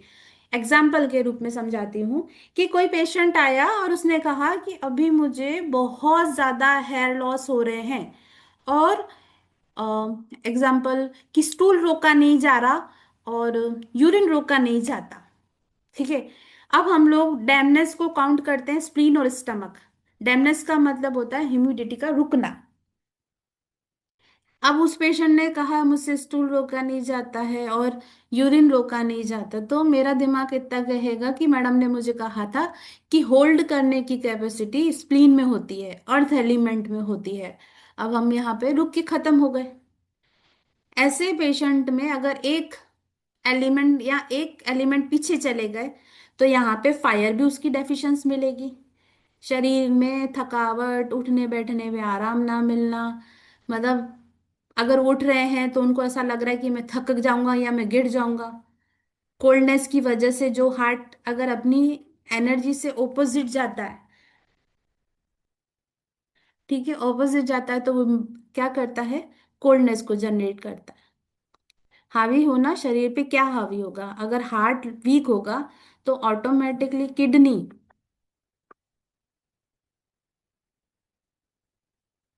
किडनी हावी होने लगेगी। और किडनी क्या करती है, लोअर वार्मर को देखती है, हमारे यूरिन और हमारे स्टूल को देखती है। अगर इसमें कोई दिक्कत है, कंट्रोल नहीं कर रहा, तो स्प्लीन का प्रॉब्लम भी मिलेगा। अगर हम लोग यूरिन और स्टूल की बात कर रहे हैं तो कहीं ना कहीं किडनी भी इन्वॉल्व हो गई। तो मल्टीपल सिम्टम्स मिलेंगे। डायग्नोज करोगे तो एक एक लेवल करके पीछे जाओगे। अब सबसे पहला ऐसे पेशेंट के ऊपर हम क्या करते हैं, आगे चल के इसके प्रोटोकॉल भी उसमें डाले हुए हैं। ठीक है। ऐसे सिम्टम्स पे हम लोग क्या करते हैं, पेशेंट को पहले बॉडी में फायर और एनर्जी को रीजनरेट करते हैं। पहला प्रोटोकॉल अगर मेरे से पूछोगे तो हार्ट की डेफिशिएंसी का प्रोटोकॉल दूंगी, हार्ट की एनर्जी को अच्छा करूंगी। दूसरा स्प्लीन की प्रोटोकॉल जाता है, जो उसको स्टूल और यूरिन कंट्रोल नहीं हो रहा है तो स्प्लीन की डेफिशिएंसी का प्रोटोकॉल देते हैं। और ये अल्टरनेट डेज पे चलाते हैं, एक दिन हार्ट की डेफिशिएंसी का प्रोटोकॉल चलेगा और एक दिन स्प्लीन की डेफिशिएंसी का। अगर पेशेंट दिन में 2 बार आ सकता है तो हम एक टाइम पे हार्ट का देते हैं, और आर्ट का जो देती हूँ मैं अधिकतर सुबह के समय। ठीक है। हार्ट का टाइम होता है 11 से 1। इस वक्त अगर हम लोग हार्ट का ट्रीटमेंट देते हैं तो बहुत अच्छे रिजल्ट आते हैं। सेकेंड पारी में हम लोग ये समझें, सेकेंड सेशन में ये समझे कि स्प्लीन का ट्रीटमेंट दोगे, तो ऐसा करते करते लगभग 8 से 10 दिन में काफी हद तक बॉडी में चेंजेस मिलते हैं। पर्सनली इस वाली जीप का मेरा एक्सपीरियंस है। ठीक है। अब हम लोग ये पर्सनली एक्सपीरियंस की जो मैं बात कर रही हूँ ना, देखो क्या होता है, कुछ पेशेंट आते हैं, थोड़ा बहुत बॉडी पेन होता है, ठीक होते हैं और चले जाते हैं। कुछ पेशेंट होते हैं जो बच्चे बड़े आराम से और लंबे समय के हमारे साथ ट्रीटमेंट करते हैं, तो हम उनको बहुत अच्छे से देखते भी हैं। अब मैंने आज किसी की जीभ देखी, 10 दिन के बाद मैंने वापस से ट्रीटमेंट देखा तो मुझे जीभ में चेंजेस मिले, तो ये मेरा पर्सनल एक्सपीरियंस है। ठीक है। अगर कॉम्बिनेशन में दो बीमारियां चल रही हैं तो 10 या 15 दिन के ट्रीटमेंट के बाद पीछे एक डिजीज का और सिम्टम्स मिलता है, चेंज करने के बाद हम लोग उसका प्रोटोकॉल चेंज करते हैं। जैसे कि अब हमारे यहाँ पे कुसुम है, कुसुम ने कुछ दिन पहले एक जीप भेजी थी, लगभग मुझे ऐसी ही दिख रही थी। पेशेंट का मल्टीपल सिम्टम्स था, नींद का प्रॉब्लम था, पसीने का प्रॉब्लम शायद 20% टका ही खराब ठीक हुआ था। मैं उसकी हिस्ट्री डाल दूंगी, या कुसुम को कल बात करवाते हैं। तो 15 दिन के ट्रीटमेंट के बाद रिजल्ट चेंज था। जो स्वेटिंग थी वो 100% में से सिर्फ 20% बाकी बाकी सारे सिम्टम्स में काफी कुछ फर्क था। तो 15 दिन, और वो पेशेंट अगर लंबे समय से किसी का चलता है ना, तो उसका पर्सनल एक्सपीरियंस भी हमारा होता है। ठीक है। मैम एक सवाल है। हम्म। एक पेशेंट मेरे पास में करीबन 65 से 70 तक की वो उसकी उम्र है। हम्म। तो उसका क्या है, करीबन 15 साल से उसके हार्ट में अगर पानी ज्यादा पिया तो हम्म। हार्ट में से पानी टपकना चालू हो जाता है। और उसका हम्म। ट्रीटमेंट मेरा ये इसका चालू है तुम्हारे स्लीप डिप्स का। ठीक स्लीप है। डिप्स के अंदर जाम है, तो उसकी मैं जीप आपको भेजना चाहता हूँ। हाँ, आप भेज दीजिएगा व्हाट्सएप पे, है ना। हाँ, कुछ दिन ठीक है। उसको अच्छा लगता है, कुछ दिन के बाद। लेकिन हार्ट का प्रॉब्लम उसका 15 साल से चालू है, और ज्यादा पानी पीने के लिए मना किया उसको। और अच्छा फिर यूरिन के अंदर उसके इन्फेक्शन चालू हो जाता है। अच्छा, पानी पीने से इन्फेक्शन चालू हो जाता है, ठीक है। नहीं, पानी अगर ज्यादा पिया तो हार्ट से पानी टपकता। अच्छा ये यूँ। मेरे जीवन में पहला ही पेशेंट आया है ये। ठीक है, एक बार आप मुझे डिटेल, हम लोग को व्हाट्सएप पे बात करके पूरी डिटेल लेके देखते हैं, ट्रीटमेंट फॉलो करेंगे, फिर देखते हैं कि क्या चेंजेस है। ठीक है, ठीक तो है। उस पर अपने को काम करना। ठीक है, हाँ। ओके।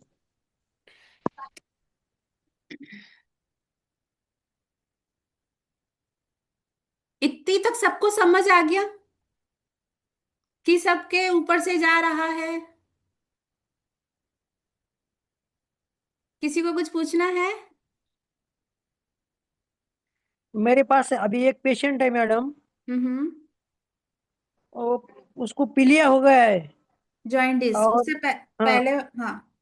एक। और लिवर में पानी है उसके, और कैंसर का पेशेंट है उसका, ब्रेन का कैंसर है। ठीक है। मैं अगर जॉइंटिस की बात करूं, सिर्फ मैं जॉइंटिस के सिम्टम्स की बात कर रही हूँ। वहां पे हम लोग गॉल ब्लैडर की डेफिशिएंसी का प्रोटोकॉल देते हैं, है ना? प्रोटोकॉल तो, यूट्यूब पे है। नहीं, गॉल ब्लैडर का भी डाला नहीं है, मैं डाल दूंगी, है ना?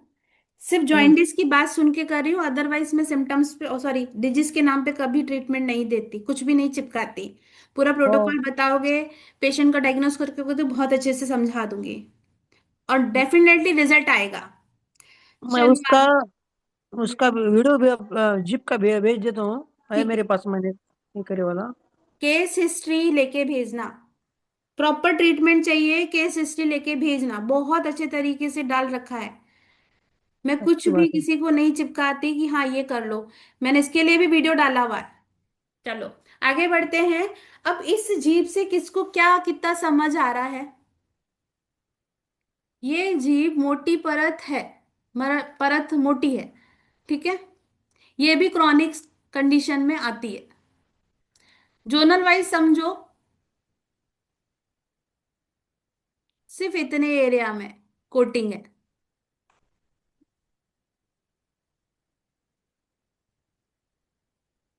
कोई बता सकता है क्या हुआ है?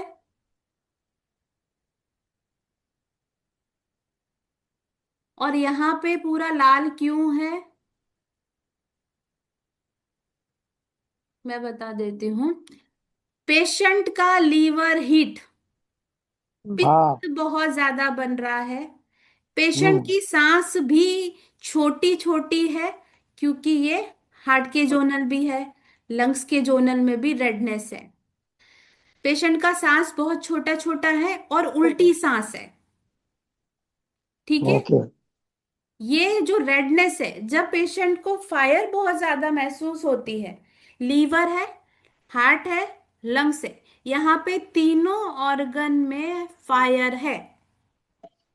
सेकेंडली, अगर हम लोग स्टमक को समझे, और जो क्रैक है, मिड का जो क्रैक है, वो स्टमक और स्प्लीन को रिप्रेजेंट कर रहा है। कोटिंग भी देखो तो स्टमक और स्प्लीन की जोन में है। ऐसे पेशेंट का कॉम्बिनेशन है, कॉम्बिनेशन की पेशेंट को लीवर, लंग्स और हार्ट में फायर है, स्प्लीन, स्टमक और किडनी, इसमें कोल्डनेस है। वार्मर की बात करी जाए तो जो डाइजेस्टिव सिस्टम वाला मिडिल वार्मर है वो प्रॉपर है, प्रॉपर से थोड़ा सा हाई जा रहा है। यहाँ पे यिन भी एक्सेस है और यांग भी एक्सेस है, पर ऑर्गन्स में अलग अलग है। पेशेंट में यांग कहाँ बढ़ा हुआ है? लीवर, हार्ट और लंग में। और स्प्लीन, स्टमक और किडनी यिन है। यिन यांग का मतलब समझाते तो यहाँ पे छोटे से तरीके से, फायर बढ़ा हुआ होना यांग, ठंडापन बढ़ा हुआ यिन। यहाँ पे सबको क्लियर हो गया। ऑर्गन की बात कर रहे हैं, कॉम्बिनेशन है, लीवर, लंग्स और हार्ट में फायर है, यांग है, और किडनी, स्प्लीन और स्टमक में यिन है। इस पेशेंट का डाइजेशन कोई खास अच्छा नहीं है, ठीक है। यहाँ तक सबको समझ आ गया? जी आगे मैम। बढ़ूं? हाँ हाँ जी मैम, मैम। इसका कोई टंकू लेके आपका किताब है क्या? किताब तो नहीं है, ये मैंने बहुत टाइम से कहीं से रखे हैं और कुछ मेरी हिस्ट्रियां भी डाली हुई हैं। मेरी जो देखो एक जो किताब या जो ये जो चीजें हैं ना मेरे पास, ये पिछले 3 साल से हैं। और पढ़ने के लिए मैं पढ़ तो उसको 2018-19 से रही हूँ। अब ये अच्छा। नहीं है कि इसमें से कुछ टंग मैंने बहुत अच्छे तरीके से देखी है, एक्सपीरियंस की है। लगभग सारी जो मैंने बताया, ग्रे वाली मैंने एक देखी है, कैंसर कैंसर पेशेंट वाली नहीं देखी, हेपेटाइटिस वाले की मैंने देख रखी है। ट्रीटमेंट की बात नहीं कर रही, मैंने जीव देख रखी है और सिम्टम्स मैच खाते हैं। तो कहीं ना कहीं इस वाले टॉपिक ने मुझे बहुत सपोर्ट किया है मेरी टंग डायग्नोस को अच्छा करने के लिए। आपके पास कोई एक फॉर्मेट पहले वाला होना चाहिए जिसको आप मास्टर कॉपी जिसको कहते हैं। मास्टर हम्म। कॉपी आपके पास है तो धीरे धीरे आपकी चीजें जब सामने आती है तो वो अगर दोनों मैच खाती है तो समझ आता है। मैं ये पीडीएफ या ये जो अभी मैं बना रही हूँ ये सबको फॉरवर्ड करने वाली हूँ। बिल्कुल टेंशन मत लीजिए, क्योंकि जब मैंने ये किताब पढ़ी थी तो बहुत टॉप मतलब इंग्लिश तो बहुत प्रॉपर इंग्लिश थी कोई इसमें। कोई दिल्ली के डॉक्टर थे मैम, मेरे को वहाँ जब मैं केरल गया था, उन्होंने ऐसी किताब बनाई है, शायद उनका नंबर होगा तो मैं आपको दूंगा उसका उनका। जरूर जरूर। दिल्ली में किसने बनाया है किताब ये, कलर कॉपी में। अच्छा। मैं ऐसे सुना था, मैं गया था वहां पर, तो लेक्चर के अंदर उन्होंने बताया था कि ऐसी किताब बन रही करके। अब निकली कि नहीं निकली पता नहीं। Oh shit. Okay okay okay. Light आ गई। हाँ, लाइट चल। चली गई एक सेकंड के लिए, वापस आ गई है।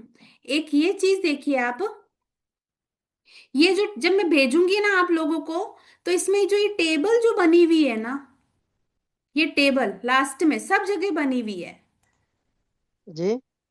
ये जो पीडीएफ है या ये जो यूआर शेयर करूंगी ना, रुको रुको रुको।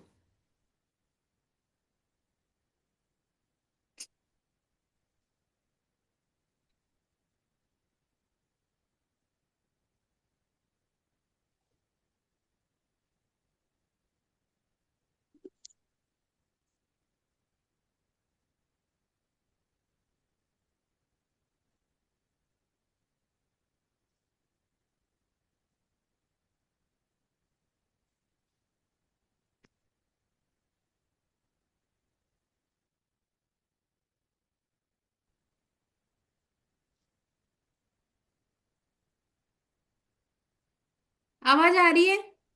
आ हाँ रही है। आ रही मैम। एक्चुअल में हाँ क्या है जी ना, मैम, अब आ रही है। हाँ यहाँ पहले पे नहीं आ रही थी। मौसम वापस से बिगड़ गया, एक सेकंड के लिए लाइट ब्लिंक करके गई थी तो इसलिए नेटवर्क रिकनेक्ट होने में टाइम लगा है। ये ना सब लोगों को मैं ये कह रही हूँ कि ये वाली जो लास्ट वाली जो टेबल है ना, ये याद कर लेना। बहुत सारे लोगों के सवाल होंगे कि हम पर्पल समझ रहे हैं तो इसका मतलब क्या है, या अगर ब्लू ग्रे कलर की है तो क्या है, येलो कलर की है तो क्या है। ये जो लास्ट वाली जो टेबल है ना, ये पढ़ना शुरू करना, बाकी सब चीजें थोड़ी कम समझ आएगी। जीप को देखना, बाकी ये टेबल रटना शुरू कर देना, काफी कुछ चीजें क्लियर हो जाएगी आपकी। शिट।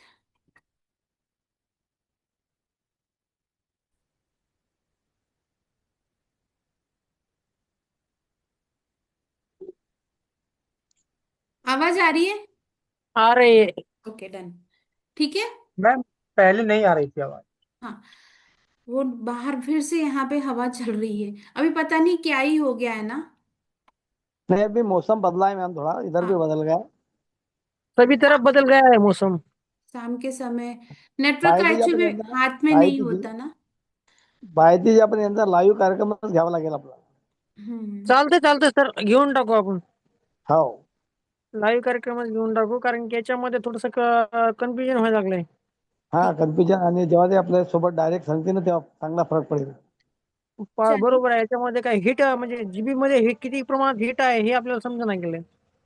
ओके नाही, ओके, आप समजेल लोग का आता. बाद में बात कर लीजिएगा। हाँ हाँ अच्छी ठीक बात है. है. हाँ. चलिए, एक ये पीडीएफ मैंने रेडी की है। सॉरी, ये है ना, नहीं नहीं ये नहीं, एक सेकेंड।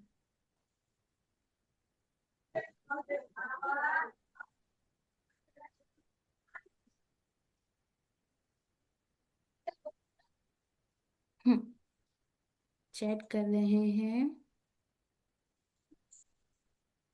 हम्म। हुई है हुई है।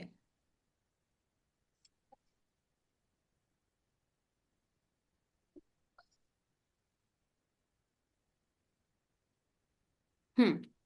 अब जो लोग मुझसे बार बार पूछने वाले हैं कि हमने जीप तो पढ़ी, अभी तक जितनी जीप पढ़ी है ना उस पे लगे लगाए जो ट्रीटमेंट है ये भी दे दूंगी, फॉलो कर लेना अगर सिमिलर मिल रही है तो। अगर 19-20 का भी फर्क है तो भी ये वाला प्रोटोकॉल फॉलो कर लेना, ठीक है। जो लोग एक्यूप्रेशर मास्टर, डिप्लोमा एक्यूप्रेशर या क्लासिकल मेरिडियन पे काम करते हैं, ये जीप मैं सब लोगों को अभी से पहले वाले टॉपिक पे पढ़ा चुकी हूँ। ये सारी जीप उनका प्रोटोकॉल अब यहाँ पे लिखा हुआ है, ठीक है। एक बार अपनी भाषा में देख लेते हैं। इस जीप का रंग सामान्य निश्चित रूप से हल्का है, रेड भी नहीं है, पिंक भी कौन सा है, लाइट पिंक कलर का। ये कोल्ड को रिप्रेजेंट करता है और स्लाइटली बीमारी है, कुछ ही दिनों की बीमारी है, या मैं ऐसे कहूं तो 1.5 से 2 महीने वाली बीमारी है। इस पेशेंट को कोल्डनेस फील होना, शरीर के बहुत सारे अंगे, हाथ पांव में ठंडापन महसूस होना, सर में ठंडापन महसूस होना या झंझनाहट महसूस होना, खड़े रहेंगे तो चक्कर एकदम से आएगा कि बैठ के उठे तो चक्कर आ गए, तो ये जस्ट स्लाइटली बीमारी है, 1 से 1.5 महीने की बीमारी बोल सकते हैं। इसके लिए प्रोटोकॉल क्या देना है ये मैंने यहाँ पे लिख के रखा है। ST36, स्टमक का 36, CV4 और CV6, कोल्डनेस की बीमारी पे हम लोग मोक्सा ज्यादा यूज करते हैं, ठीक है। मोक्सा जिन लोगों को पता है ठीक है, नहीं पता है तो बोल दो, अभी मैं दिखा दूंगी। क्या होता है मोक्स का? हाँ मैम। बताती हूँ। मोक्सा एक चाइनीस धूप होता है अपना, ये समझ लो। धूम्रपान, धूम्रपान। हाँ हाँ। आपको पता है कि है ना, पहले रानी महारानियां वगैरह होती थी तो बालों पे एक हाँ हाँ धुआं हाँ हाँ लगाती थी, हाँ हाँ हाँ हाँ है ना। इसका हाँ हाँ। आजकल आजकल तो खैर नहीं, बहुत टाइम से हो रहा है ना। तो उसमें क्या मटेरियल डालते हैं मैम? ये ना एक पत्तियां होती है उसके बना जाता है, मुगल वाट करके ऐसा कुछ शब्द यूज किया जाता है उसका। मुझे वो नाम याद नहीं है, क्लिनिकल नाम वो नहीं मुगल याद। के समय, मुगल मुगल वाट लोगों के करके समय बोलते करते हैं। थे। हाँ, नहीं, मुगलवान। चाइनीज है ना मैम, चाइनीज हर्ब्स हैं। हाँ चाइनीज हर्ब है, उससे स्टिक बनाई जाती है। और आजकल मैडम ये फूलों से बना जाता है क्या, फूलों नहीं से? नहीं नहीं, पत्ते होते हैं, पत्ते, हरे पत्ते होते हैं। फूलों से भी सूखे फूलों से ही बनाते हैं ना? नहीं नहीं नहीं नहीं, अच्छी बात। सूखे फूल नहीं होते। कुछ झाड़ों की पत्ती होती है। हाँ मैं इसका वीडियो डाल दूंगी। मोक्सा अधिकतर कोल्डनेस वाले पेशेंट के ऊपर काम करती है। ये दिख रहा है आपको? हाँ। ये इस तरह की स्टिक होती है, ऐसे रोलर आते हैं, पूरी बॉडी को मूव कराई जाती है, ऐसे डिफरेंट डिफरेंट टाइप के आपको मिलते हैं। ये हाँ स्टिक हाँ है जो सुजोक में काम करते हैं। एक हाँ। सेकेंड। ये एक कैम्प में देखा था मैंने ये। हम्म, ये कोल्डनेस वाले पेशेंट पे बहुत अच्छा काम करती है, प्लस एज के पेशेंट पे बहुत अच्छा काम करती है, जहाँ ह्यूमिडिटी है, जहाँ पे हम्म। समुद्री इलाका भी है और धूप भी अच्छी पड़ती है और शाम को हल्का हल्का बारिश रहता है, या ह्यूमिडिटी, हवा हवा का दबाव जहाँ पे कम होता है। तो जब पेशेंट को ट्रीटमेंट दिया जाता है ना, मैं अधिकतर ह्यूमिडिटी वाले पेशेंट पे, क्योंकि हम लोग राजस्थान से, तो राजस्थान में ऑलरेडी बहुत गर्मी पड़ती है, तो यहाँ पे मोक्सा स्टिक हमारे लिए इतनी कारगर नहीं होती है। पर कुछ कुछ पॉइंट्स ऐसे होते हैं जहां पे मोक्सा यूज करती हूँ। पॉइंट्स के नाम लिख लो। ST36, क्या बोले मैडम? ST स्टमक 36, जिन लोगों का डाइजेशन वीक है, कोल्डनेस की वजह से भूख नहीं लगती है, स्टमक का 36 जो पॉइंट होता है उस पे मोक्सा की जाती है, पेशेंट का डाइजेशन बहुत इंप्रूव होता है, उसका मूड बहुत अच्छा होता है। हम लोग अपनी भाषा में कहते हैं ना कि एक पेशेंट का गट क्लियर होना चाहिए। मैडम ये पेशेंट, ये मोक्स अपन कैंसर पेशेंट पे हीट बहुत रहती है। बहुत नहीं नहीं, कैंसर पेशेंट पे नहीं, क्योंकि नहीं। कैंसर, देखो एक चीज समझो, कैंसर पेशेंट पे और फायर क्यों देनी है। हाँ। इन्फ्लामेशन एक तरह की जब होती है ना, तो मैं सबसे पहले यही बोलती हूँ, चाहे किसी को चोट लगी है और हल्की स्वेलिंग आ रही है तो वहां पे इमिडिएटली क्या होता है कि इन्फ्लामेशन होती है, और सबसे पहला ठंडी सिकाई। और मोक्सा का जो नेचर होता है वो फायर होता है, इन्फ्लामेशन को बढ़ाएगा। अच्छी यहाँ पे बात है। सिर्फ कोल्डनेस की बात हो रही है। अगर किसी को पाँव में चोट लगी और पाँव मुड़ा है तो सबसे पहला ट्रीटमेंट हम लोग वहां पे ठंडी सिकाई करते हैं, ना कि गर्म। और मोक्सा का नेचर क्या होता है, गर्म। तो वही इन्फ्लामेशन को बढ़ाएगा। कुछ केसेस में ओ अगर किसी को कल्ला रे कल्ला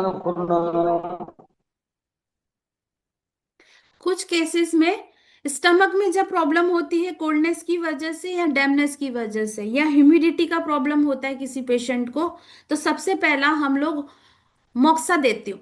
मोक्सा से ह्यूमिडिटी वाले पेशेंट पे क्या होता है, एक लेवल तक फायर बहुत ज्यादा अच्छी हो जाएगी तो धीरे धीरे क्या होगा कि उसका ह्यूमिडिटी कम होगा। आया समझ में? मोक्सा इसको कहा जाता है। और ST36 जिन लोगों को डाइजेशन वीक हो रहा है, ST36 जिनको टेस्ट का पता नहीं चलता है या जीभ की जो टंग पे टेस्ट बर्ड्स होते हैं, कहते हैं ना बहुत सारे लोग कि मुझे तो खाने से पता ही नहीं चलता कि उससे जो टेस्ट ही नहीं आ रहा। तो जब ऐसे वर्ड जो लोग यूज करते हैं ना, तो ST36 पे मोक्सा कीजिए, बहुत अच्छे रिजल्ट मिलेंगे। ठीक है। अब आते हैं, ये जीभ सबको समझ आ रही है? हम लोग येलो कलर की जीभ, सॉरी ये नहीं था।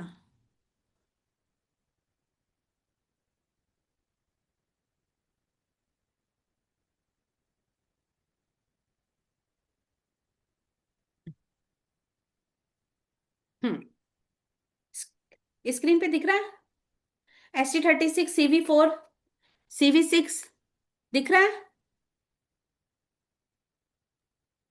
ठीक दिख रहा रहा है? है। दिख रहा है, चलो ठीक है। अब CV6 और CV4 ये मास्टर मरीडियन होती हैं। जिन लोगों को ज्यादा कुछ नहीं पता है, मेरिडियन के बारे में भी ज्यादा कुछ ज्ञान नहीं है, और डाइजेशन या कोल्डनेस ये सब चीजें अगर प्रॉब्लम फेस कर रहे हैं, या पूरी रामायण ही नहीं पता है, तो हमारा जो शरीर का मिड वाला एरिया होता है, आगे और पीछे का, एक शरीर को दो भागों में बांटा जाए, हम लोग अपना पूरा बॉडी को वहां से बैलेंस कर सकते हैं। आगे से अगर हम लोग समझे तो हमारे चिन्ह से लेके रिप्रोडक्टिव ऑर्गन तक मेरिडियन जाती है। अगर कुछ नहीं समझ आ रहा, चेस्ट से लेके या अपनी चिन से लेके प्रेशर करते रहो पूरा बॉडी में, मिड में आपकी खूब सारी एनर्जी को बैलेंस करना मिल जाएगा। आयुर्वेद में या बाकी सारे जो लोग हैं, मैं खुद भी नाभि को बहुत अच्छे से मानती हूँ और उसका बैलेंस होना भी मैं बहुत अच्छे से समझती हूँ। अगर हम लोग किसी को चीजें नहीं समझ आ रही, आप नाभि को प्रेस कीजिए, नाभि के आसपास के एरिया को प्रेस कीजिए, वहां पे CV8 पॉइंट होता है जो बहुत अच्छी एनर्जी को रिफाइंड करके रखता है, होल्ड करता है। ठीक है। तो वो एनर्जी जब बॉडी में सब तरह से फैलती है तो काफी चीजें वैसे ही ठीक हो जाती है। क्रॉनिक कॉन्स्टिपेशन में अगर कैस्टर ऑयल का नाभि पे प्रेशर दिया जाए, या नाभि में अगर हम लोग कैस्टर ऑयल या अरंडी का तेल डाल के और मसाज करेंगे, तो क्रॉनिक से क्रॉनिक कॉन्स्टिपेशन ठीक होती है।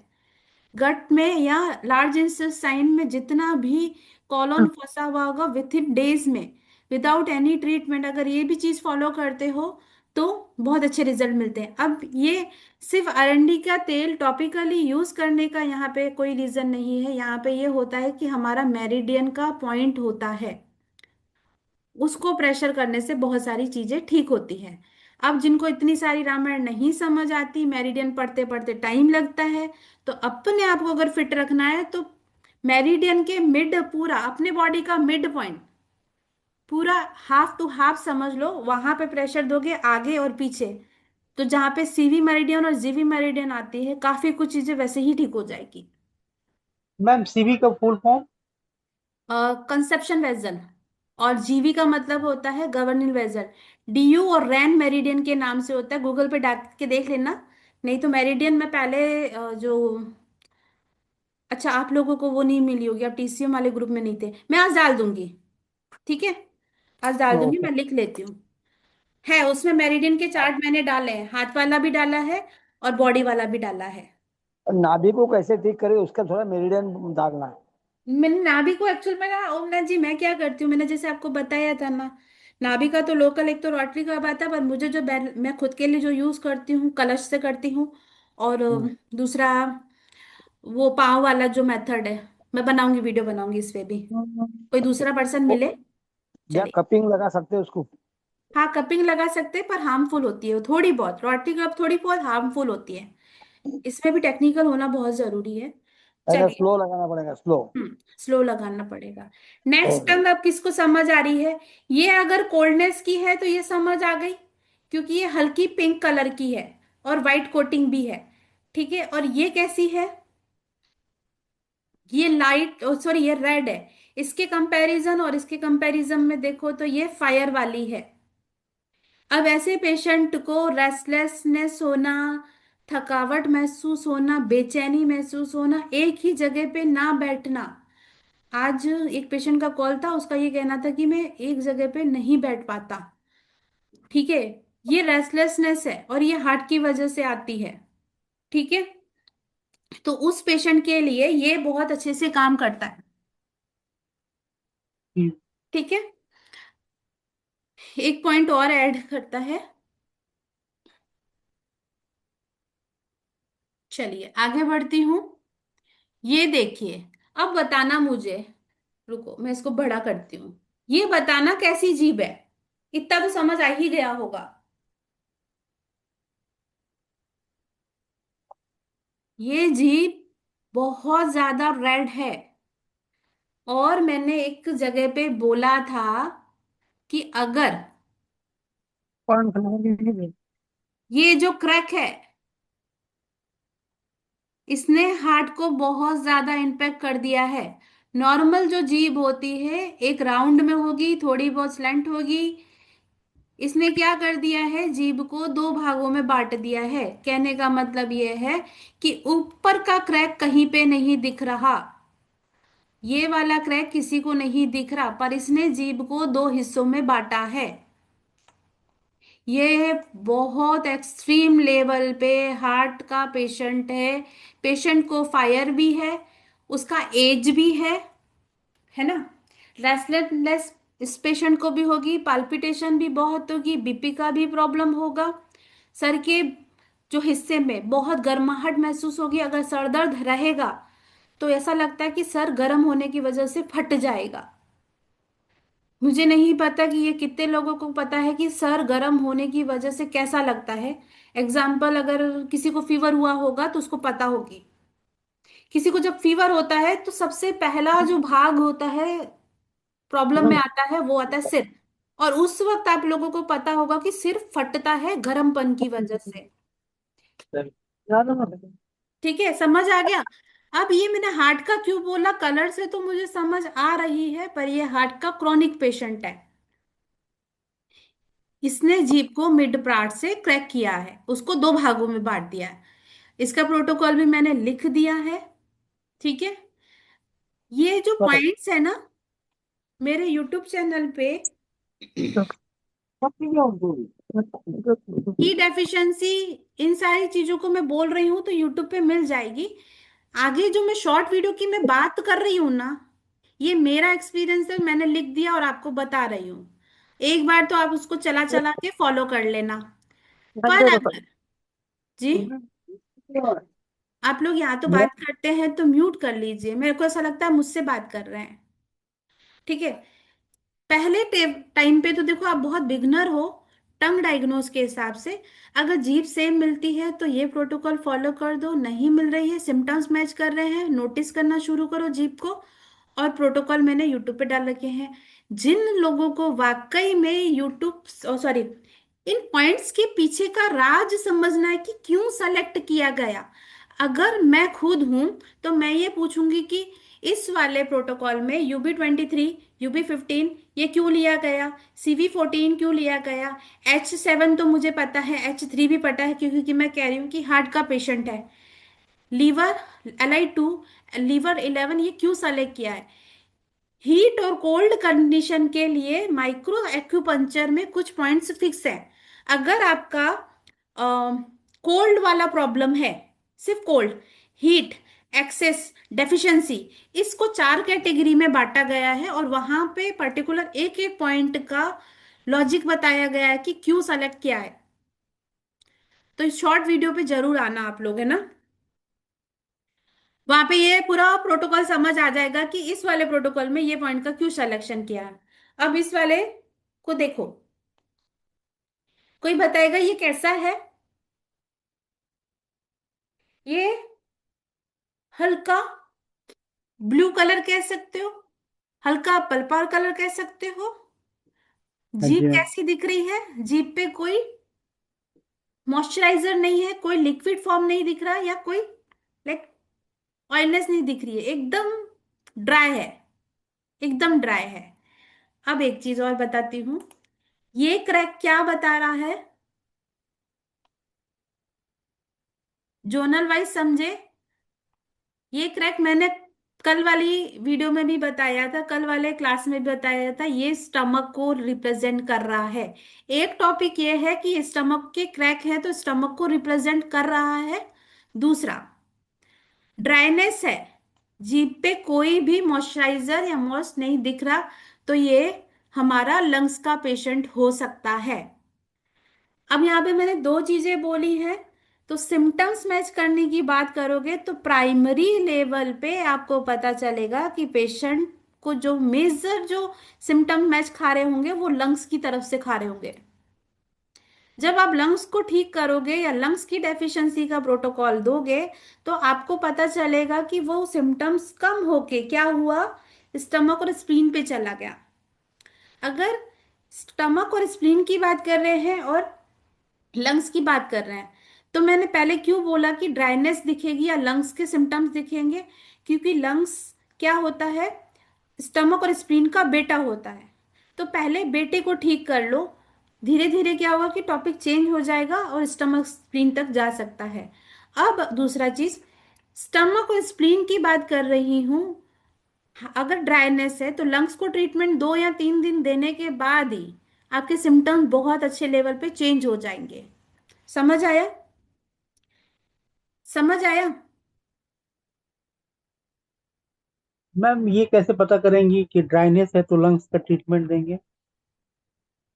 हम्म, आप मेरी पिछली वाली वीडियोस देखना, ठीक है, काफी कुछ क्लियर हो जाएगा, है ना। मैं ना यूट्यूब पे लिंक डालूंगी, मेरा एक ही है कि आप लोगों ने, मैं समझती हूँ कि बीच से स्टार्ट किया है पहले। ये रिकॉर्डिंग तो वैसे भी आप लोगों को मिलेगी, क्या करना, यूट्यूब पे जाना, वीडियोस देखना, देखने के बाद वापस इधर आना, तब मेरी पूरी बात समझ आ जाएगी, ठीक है। और जो हम लोग पढ़ रहे हैं ना, वो पढ़ रहे हैं डायग्नोस, या मैम। ठीक है। मैं ये नहीं कह रही कि आप ट्रीटमेंट क्या करने जा रहे हो सकता है जो लोग फुट रिफ्लेक्सोलॉजी में हो फुट रिफ्लेक्सोलॉजी करेंगे, जो अकुपंचर में होंगे अकुपंचर करेंगे, जो मेरिडियन जानते होंगे वो मेरिडियन करेंगे, जो एक्यूप्रेशर का मास्टर और दोनों चीजें जानते होंगे या सुजोग जानते हैं, जो हाथों की ब्योल मेरिडियन होती हैं वो जानते हैं, तो वो करेंगे। यहाँ पे सिर्फ और सिर्फ सिम्टम्स के पे ऊपर बात करते हैं और पेशेंट का प्रॉब्लम ऑर्गन वाइज समझते हैं।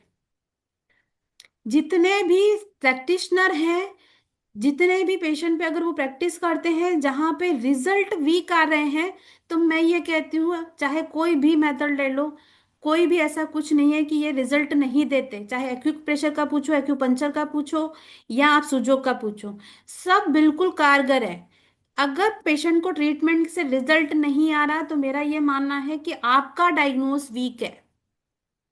अभी मिड में किसी ने ये सवाल किया था कि शोल्डर का पेन, तो मुझे कैसे पता चला उस पेशेंट को बगल से निचले हिस्से से पेन है, फायर बोला और हार्ट का प्रॉब्लम है, बिना देखे, मैं अभी आपके बिना देखे, तो अगर मैं ऐसे पेशेंट को ट्रीटमेंट देने जाऊंगी तो 101% मैं श्योर हूं कि मैं उसको ट्रीटमेंट दूंगी और उसको रिजल्ट मिलेंगे। तो ये डायग्नोस अच्छा करने के लिए बेसिक से वापस से स्टार्ट करो। आप किस ग्रुप में हैं अभी?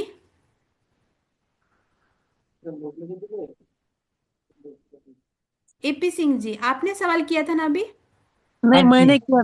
हाँ, आप किससे हैं, किसके वाया आए हैं यहाँ पर? मैंने फेसबुक पे ऐड देखा था। Okay, done. तो अभी नहीं नहीं, आपकी, ये सवाल मैंने किया था मैडम, वाडेकर से ग्रुप से हूँ मैंने ओके, किया था ये सवाल। ठीक है।